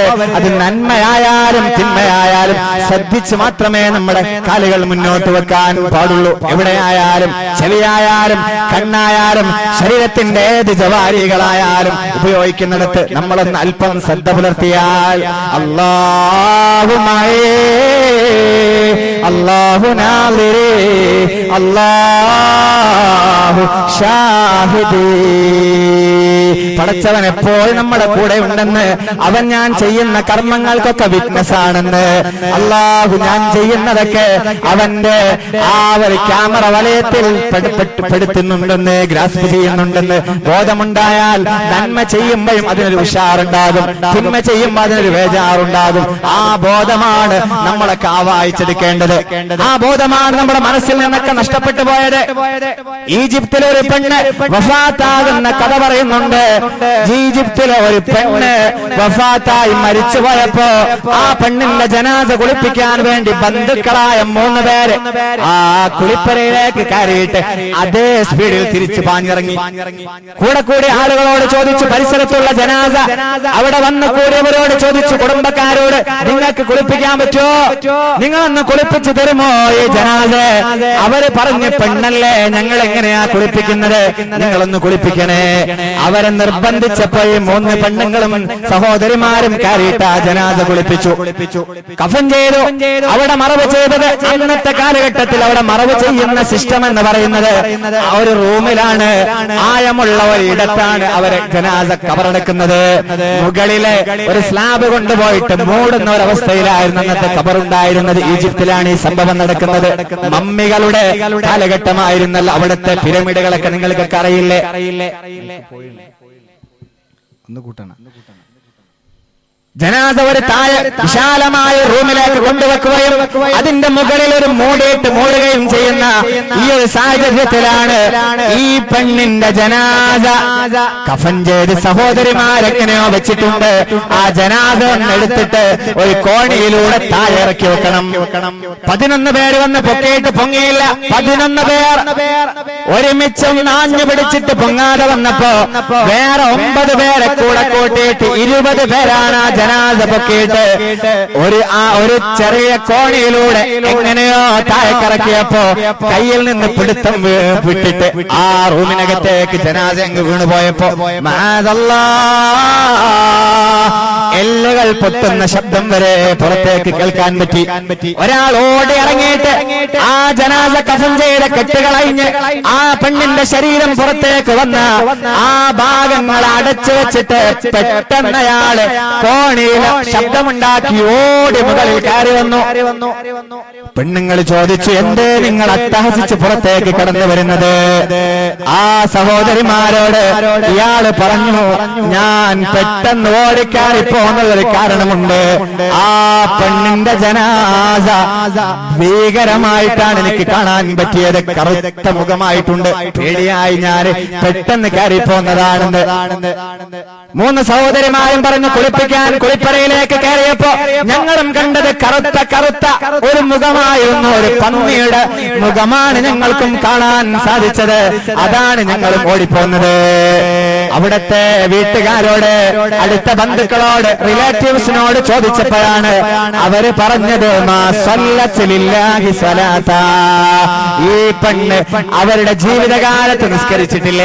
ഓർക്കണേ, നിസ്കരിക്കാത്തവർ, അത് നിസ്സാരമായി കാണുന്നവർ, ഉമ്മയും ഉപ്പയും ചോദിക്കുമ്പോ നിസ്സാരവൽക്കരിക്കുന്നവർ, ജുമയ്ക്ക് പള്ളിയിലെത്തുന്നത് അവിടത്തെ മഹ്ശർ വിളിയോടുകൂടെ ജുമയ്ക്ക് എത്തുന്നവരുടെ ലിസ്റ്റ് മാലാഖമാർ പൂട്ടിവെച്ചിട്ട് അവരും ആ ഖുതുബ കേൾക്കാൻ പള്ളിയിൽ കയറിയിരിക്കുന്നുണ്ടെന്ന് പോലും ഹബീബ് പഠിപ്പിച്ചിട്ട് ആ ഉത്തമ സമുദായത്തിന്റെ മെമ്പേഴ്സ് അവിടെ വരുന്നത് എപ്പോഴാണ്? ആ മെമ്പേഴ്സ് അവിടെ കടന്നു വരുന്നത് എപ്പോഴാണ്? എല്ലാം കഴിഞ്ഞിട്ട് അവസാനത്തെ ഖുതുബയുടെ ദുആക്കല്ലേ നമ്മളൊക്കെ കടന്നു വരുന്നത്. നേരത്തെ വരുന്നവർ തന്നെ മുകളിൽ പോയിട്ട് അവിടെ ചെന്ന് മൊബൈലുകളിൽ ചാറ്റിംഗ് നടത്തുന്നവർ, കാലിക്ക് വിലക്ക് നേരെ വെച്ചിട്ട് ചാറ്റിംഗ് നടത്തുന്നവർ, ചെറുപ്പക്കാരാ സ്നേഹത്തോടെ വാഫി നിന്റെ തോളത്തൊന്ന് കൈവെക്കട്ടെ. ഈ സഹോദരിയുടെ മുഖം വളരെ കറുത്തുപോയിട്ടുണ്ട്. ഖുതുബ നിസ്സാരവൽക്കരിക്കുന്നവർ, പള്ളിയെ ഗൗരവമില്ലാതായി പോകുന്നവർ, അതൊക്കെ പള്ളിയല്ലേ, അറിയുന്നവരായിരിക്കാം ഖുതുബ ഓതുന്നത്, നമ്മുടെ ആളല്ലായിരിക്കാം ഖുതുബ ഓതുന്നത്. എന്നാൽ ഖുതുബയല്ലേ, നമ്മുടെ ജുമുഅ അല്ലേ? അൽ ജുമുഅത്തു ഹജ്ജുൽ ഫുഖറാ. നമ്മുടെയൊക്കെ ഹജ്ജിന്റെ തുല്യസ്ഥാനത്ത് നിൽക്കുന്ന ജുമുഅ അല്ലേ? എങ്ങനെയാണ് നമുക്ക് നിസ്സാരവൽക്കരിക്കാൻ തോന്നുന്നത്? ഈ സഹോദരിമാ സ്വല്ലത്തലില്ലാഹി സ്വലാത്തൻ, ഒരു വക്ത് പോലും നിസ്കരിക്കാത്ത പെണ്ണാണ്. ഈ വാഴ പോലും ദീർഘിച്ചു പോവുകയും നാളെ സുബഹി നഷ്ടപ്പെടുകയും ചെയ്താൽ ഇതിന്റെ പുണ്യം നമുക്ക് ലഭിക്കുമോ? ഒന്ന് പിഷ്ടപേഷണം ചെയ്യേണ്ട മസ്അലയാണത്. ഫകാനത്ത് മുതബർരിജാ, ശരീരം പ്രദർശിപ്പിച്ച് നടക്കുന്ന പെണ്ണുമായിരുന്നവള്. ഉമ്മമാർ, ഉപ്പമാർ, ആയത്തിലേക്ക് ആ ചരിത്രം ഒന്ന് കയറ്റിവെച്ചേക്കണേ. വകാനത്ത് മുതബർരിജാ, ഈ കുട്ടി നഗ്നമേനി അന്യാണുങ്ങളുടെ മുമ്പിൽ പ്രദർശിപ്പിച്ച് നടക്കുന്നവളായിരുന്നു ആ സഹോദരി. അതാണ് ആ സഹോദരിക്ക് മരിച്ച ശേഷം ആ ജനാസ ഇങ്ങനെ, ശരീരം ഇങ്ങനെ, മുഖം ഇങ്ങനെ കറുത്തിരുണ്ടു പോവാൻ കാരണമായത്. യൗമ തബിയല്ലു വജൂഹ് വതസ്വദ്ദു വജൂഹ്, നാളെ തെളിഞ്ഞ പ്രഭാപൂരിതമായ പൗർണമിരാവിലെ ചന്ദ്രനെ പോലെ പ്രഭാപൂരിതമായ തിളങ്ങുന്ന മുഖമുള്ളവരുണ്ട്. അല്ലാഹു തൗഫീഖ് തരട്ടെ, അല്ലാഹു നമുക്ക് തൗഫീഖ് തരട്ടെ. വതസ്വദ്ദു വജൂഹ്, കറുത്തിരുണ്ടു പോകുന്ന മുഖമുള്ളവരുണ്ട്. അല്ലാഹു കാവൽ തരട്ടെ. ഉറക്കാമീൻ പറയണേ, അല്ലാഹു കാവൽ തരട്ടെ. വതസ്വദ്ദു വജൂഹ്, അല്ലാഹു നമുക്ക് കാവൽ തരട്ടെ. സുന്ദരമായ കൈകാലുകൾ വെളുത്തുകൊണ്ട് ഹുറം മുഅജ്ജലീനായിട്ട് നാളെ മഹ്ശറയിൽ ചെന്ന ഹബീബിന്റെ തൃക്കൈകളിൽ നിന്ന് ഹൗലുൽ കൗസർ വാങ്ങി കുടിക്കാൻ പഠിച്ചവന് ഇതിനു വേണ്ടി ആഴ്ചകളായി മാസങ്ങളായി അഹോരാത്ര പരിശ്രമം നടത്തുന്നവർ, ഇതിനു വേണ്ടി നൽകാര്യങ്ങൾ പറഞ്ഞവർ, ഇതിലേക്ക് സംഗമിച്ചവർ, 7 മണിക്ക് മുമ്പ് സദസ്സ് ഭംഗിയാക്കാൻ ഓടിയെത്തിയ ഉമ്മമാർ, സഹോദരിമാരെല്ലാവരുടെയും ആ മുഖങ്ങളെ അല്ലാഹു പ്രകാശിപ്പിച്ചു കൊടുക്കട്ടെ. രണ്ടൈറ്റം മുഖങ്ങളുണ്ട്, കറുത്ത മുഖങ്ങളുണ്ട്. ശ്രദ്ധിക്കണേ, അല്ലാഹുവിനെ പേടിച്ച് ജീവിക്കണേ. വഇയ്യാകും മുഹഖറാത്തുൽ ദുനൂബ്, തിന്മയെ നിസാരവൽക്കരിക്കരുത്. അത് നിസ്കാരല്ലേ എന്ന് വിചാരിക്കരുത്. പൊന്നുമോൾക്ക് ഡ്രസ് വാങ്ങിക്കൊടുക്കുമ്പോഴേക്ക് ഓർക്കണേ, ഒളിച്ചോട്ടങ്ങളുടെ കാലഘട്ടം നമ്മൾക്ക് വിദൂരമല്ല. മഹല്ലുകളുടെ സെൻസസ് എടുക്കുന്നതിനപ്പുറം ഓരോ വീട്ടിൽ നിന്ന് മൂത്ത കുട്ടി പോയി, ഇളയ കുട്ടി പോയി എന്ന് പറയാൻ അവസരം നമ്മുടെ നാട്ടിൽ വരുന്ന സാഹചര്യത്തിലേക്കാണ് നീങ്ങിപ്പോകുന്നത്. എല്ലാം വളരെ ഗൗരവത്തോടെ കാണാൻ നമ്മൾ ശ്രദ്ധിക്കണമെന്ന് അല്ലാഹു നമ്മുടെ മക്കളെ നന്നാക്കി പെരുമാറാവട്ടെ. റബ്ബനാ ഹബ് ലനാ മിൻ അസ്വാജിനാ വദുർരിയാതിനാ ഖുർറത അയുനിൻ വജഅൽനാ ലിൽ മുത്തഖീന ഇമാമാ. എല്ലാ സമയത്തും ഈ ദിക്ർ ചൊല്ലാൻ ശ്രദ്ധിക്കണേ. ഉമ്മമാര് പ്രത്യേകിച്ച് ഈ ദിക്ർ ചൊല്ലാൻ നിസ്കാരങ്ങൾക്ക് ശേഷം ഒന്ന് ഔസുഖ്യം കാണിക്കണേ. ഏതാണ് ഈ ദുആ? ഏതാണ് ഈ ദുആ എന്നറിയുമോ? റബ്ബനാ ഹബ് ലനാ മിൻ അസ്വാജിനാ വദുർരിയാതിനാ ഖുർറത അയുൻ വജഅൽനാ ലിൽ മുത്തഖീന ഇമാമാ. അല്ലാഹു തൗഫീഖ് തരട്ടെ. എല്ലാ കാര്യങ്ങളും പടച്ചവൻ നമ്മിൽ നിന്ന് കബൂൽ ചെയ്യുമാറാവട്ടെ. കുറച്ച് സാധനം ലേലം ചെയ്തുകൊണ്ട് ഇന്ന് നാളെയും മറ്റന്നാളുമൊക്കെ വലിയ പരിപാടികൾ ഇവിടെ നടക്കേണ്ടതുണ്ട്. ഗഹനമായ പഠന വിഷയങ്ങളും മജ്ലിസുൻ നൂറും നല്ല മനോഹരമായ ഹബീബിന്റെ ഖവാലിബ് എല്ലാം ഇവിടെ നടക്കേണ്ടതുണ്ട്. അല്ലാഹു സുബ്ഹാനഹു വ തആലക്ക് സംഗമിക്കാനും പരിപൂർണ വിജയത്തിലെത്താനും നിങ്ങൾക്ക് ദുആ ചെയ്യുകയും തൗഫീഖ് അവന്റെ ഭാഗത്ത് നിന്ന് അവൻ തന്ന് അനുഗ്രഹിക്കുകയും ചെയ്യുമാറാവട്ടെ. വാഖിർ ദഅവാന അൽഹംദുലില്ലാഹി റബ്ബിൽ ആലമീൻ. അസ്സലാമു അലൈക്കും.